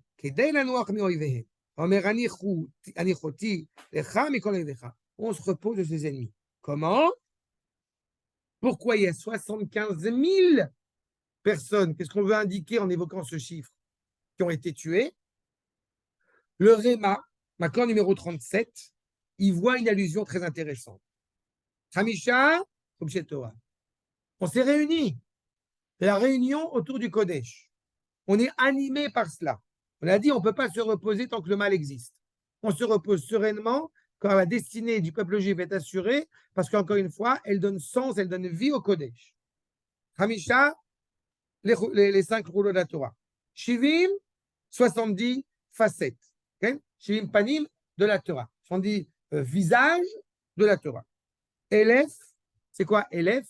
C'est Aloufo Sheolam. C'est que je me roule. Il y a un maître à bord. Tout le monde est conscient désormais qu'il y a un maître à bord. Qu'est-ce qui se passe quand le peuple juif revient sur sa terre à notre génération? comme j'aime à le rappeler, mais c'est toujours important de le rappeler. Igdil Hashem Lasot Imele. Quand il y a le Mizmor Shir Hamalot, que Beshuvat Tzion, quand on revient en Eretz Israël, les Goïm, qui pendant 2000 ans, ils ont dit Aïe Elohechem, il est où leur Dieu? Et il est. Akash Baruch Hu a fait de grandes choses pour eux. Il n'y a aucune personne dans le monde qui ne regarde pas l'État d'Israël avec perplexité. Encore plus les députés, les ambassadeurs étrangers qui viennent d'Israël, ils regardent Israël avec perplexité. Comment est-ce qu'un pays réussit à être ce qu'il est après 80 ans? Ça connaît je me roule. Les Midas, les Anchil, les Olam, et à Torah, une fois, pour enseigner, pour transmettre au monde ces valeurs de la Torah, Da'at Hashem, cette connaissance d'Akadosh Baruch Hu exceptionnelle. Physiquement, le pouvoir du Melech, pouvoir d'Achashverosh, après cette victoire, s'est étendu. Il a conquis beaucoup plus d'îles, beaucoup plus de force. Au sens ésotérique, le pouvoir du roi s'est étendu. Il y a deux niveaux. Le Rav Yosef Ibn Achia, l'accord numéro 38, nous dit, justement, sur ces Juifs, donc Nikalou, Ve'argou, Shivim, Vechamisha, Elef. Comme on a dit, on a tué 75 000. Okay? Et ce qui est en gras, Vershov ki Mordechai katav lahem kacha, כי לא היה אפשר להתאחד בהסכמה הזאת כל היהודים כאחד הרחוקים הקרובים. Pourquoi est-ce qu'on écrit Yehudim, mais on lit Yehudim? Alors on a dit l'inverse. Là on voit, c'est écrit Yehudim, on voit les 10 juifs qui sont derrière, et dans les faits, c'est pas forcément ce qui se passe. Pourquoi? Parce qu'arriver à une cohérence, une unité réelle du peuple juif aussi exceptionnelle, c'est pas si évident que ça. Il y a des gens qui vivent sur un petit nuage. Tant que tous les juifs dans l'État d'Israël, ils n'ont pas de Shtraimel, on n'a pas d'unité. C'est pas vrai. On a une entité.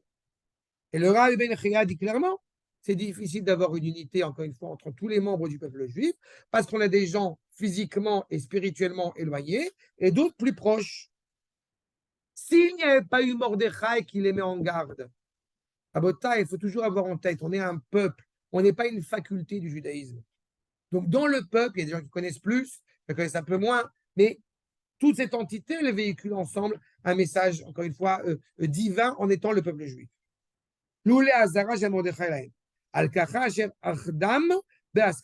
Ils s'unissent en plein accord. Quand on va apporter les Mishlochei Manot, après, c'est la suite de la Megillah que le peuple juif, naturellement, il amène des Mishlochei Manot, Ishlereu, il n'y a pas écrit il amène le Mishloach Manot à celui qui est comme lui exactement. Non, l'échange entre le peuple, entre toutes les branches du peuple, encore une fois, et aux yeux du monde, le monde entier voit cette unité, voit ces jours, encore une fois, où le peuple juif se réunit. Comme j'ai dit, on arrive à Shushan Abira, on arrive le 15. Naturellement, la lune est pleine. La lune est pleine, le peuple juif éclaire le monde entier de cette unité. C'est pour ça que quand ce qui vous gênait sur le rapport qui peut paraître cruel, la différence avec toutes les civilisations, c'est que la cruauté évoquée par Israël n'est pas une finalité, mais un moyen qui peut s'avérer nécessaire. Mais ce n'est pas la finalité. C'est uniquement pour amener le monde clairement, encore une fois, à révéler cette moralité. Révéler ce qui est caché. Megillat Esther. Regardez la suite, justement. Alors que les nations, eh bien, quand nous on se réunit, c'est pour être bienveillant à l'égard du monde entier. C'est pas par peur qu'on se réunit, qu'on se remet ensemble. On n'est pas un ghetto, l'État d'Israël. On voit au contraire, on se préoccupe du monde entier quand on est fort et bien installé sur notre terre. Qu'est-ce qui se passe chez les nations? Prenons un exemple bien célèbre, la nation des Cananéens, c'est exactement l'inverse. Regardez dans ces feuilles au choix, Ve'yericho, Sogeret ou Mesugeret. Mipne bnei Israël, en yotzi ve'en ba. Avant la conquête d'Eretz Israël, n'est-ce pas, avec Canaan, à Yehoshua, par Yehoshua, la ville, elle est enfermée. Elle est enfermée et elle s'enferme. C'est-à-dire que quand on fait une miraille là-bas, c'est uniquement pour bien se fermer, se couper du reste du monde. Chez nous, c'est l'inverse. la ville de Shushan ou la ville de Jérusalem entourée de murailles où on va célébrer le 15, c'est pour justement être source de bénédiction aux yeux du monde entier. C'est exactement l'inverse. Pourquoi est-ce qu'effectivement, nous avons, comme je l'ai indiqué, Mishte ve Simcha ou Simcha ve Mishte? Qu'est-ce qui motive quoi? Est-ce que c'est la boisson qui motive la Simcha ou c'est la Simcha qui motive la boisson? Oui, mais d'où ça commence? C'est ça la question. Et en fait, le Mishte, quand on boit, évidemment, ça implique la joie. Mais le peuple juif, par essence, parce qu'il est rattaché à Kadosh Baruch Hu, il est saméach, il est shalem, il est complet, il est entier. Donc, par conséquent, quand il va boire, cela ne va faire que agrémenter sa joie, ajouter à sa joie. C'est pour ça qu'effectivement, le 14, on parle de Mishte et Simcha, mais que le 15, on va parler de Simcha et Mishte. Parce que le Ham Israël, il révèle tout ce qu'il a mis dans sa Neshama. C'est pour ça qu'on va se préoccuper de faire le Mishte de manière tellement différente de celui d'Achashverosh, l'Avdil, qui lui, encore une fois, il est dans la dépravation, dans la débauche la plus totale. Nous, on va se préoccuper de faire toutes les mitzvot avant le Mishte. Et le Mishte est animé par des paroles de Torah, par des chansons, par des paroles de reconnaissance à l'égard d'Akadosh Baruch Hu. On n'est pas dans un Mishte de Holelut, de bar. Non, c'est pas on va saouler la figure. Voilà, c'est ça. Justement, c'est pas du tout ça. Regardez ce que nous dit le Maharal. Ce que vous avez qui est juste en gras. Vous avez en gras? Je saute quelques lignes jusqu'à être en gras. On fait une joie et on boit. Le jour même, on va faire cela. C'est pas qu'on va manger, on va boire et on va se réjouir. Et là, rak, sous-entendu. Sinon, à marcher au simbo, simcha mishte. On se réjouit. Qui a mishte yeshbo ashtia vegam simcha. Que le mishte, il y a à boire et donc il y a de la joie, comme certains mishte se font. Non. Nous, yesh la gdim simcha. Je vais terminer sur un point. Dans cette période, parfois, qui est un petit peu difficile, alors il faut toujours se remémorer ce qu'a enseigné le Hesh Kodesh. La demande de Kessetzna. Et Dieu sait combien on ne se rapproche pas, au Hashem, une once de ce qu'a vécu le Hesh Kodesh. On a coutume de rappeler que Yom Purim, c'est Yom Kippurim. On dit que Yom Kippour, il ressemble à Purim. C'est le lien entre Kippour et Purim. Kippour, c'est la Neshama, Purim, c'est le corps. Et les gens viennent le voir en lui disant, mais comment on peut se réjouir à Purim vu tout ce qu'on traverse ces dernières semaines. Enfin, pas dans le ghetto. Il dit, qu'est-ce qui se passe de Yom Kippour?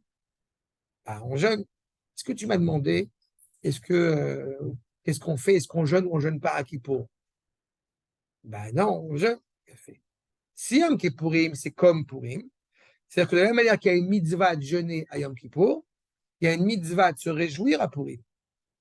Par conséquent, peu importe ce que tous les Bnei Ishmael, les Marshema Vezicham, veulent nous porter préjudice, rien n'empêchera Israël de rentrer dans cette confiance envers Akadosh Baruch Hu dans la Simcha, et c'est par cette Simcha justement qu'on peut boire abondamment en se réjouissant effectivement du sort qui nous est réservé, à savoir l'éternité d'Israël. C'est clair? Shalom Kol Tuv. Et nous poursuivrons le 9e chapitre et le 10e chapitre l'année prochaine. Amen, Bezrat Hashem. Purim Sameach à tous. Purim Sameach, merci beaucoup. Merci Laurent, avec plaisir.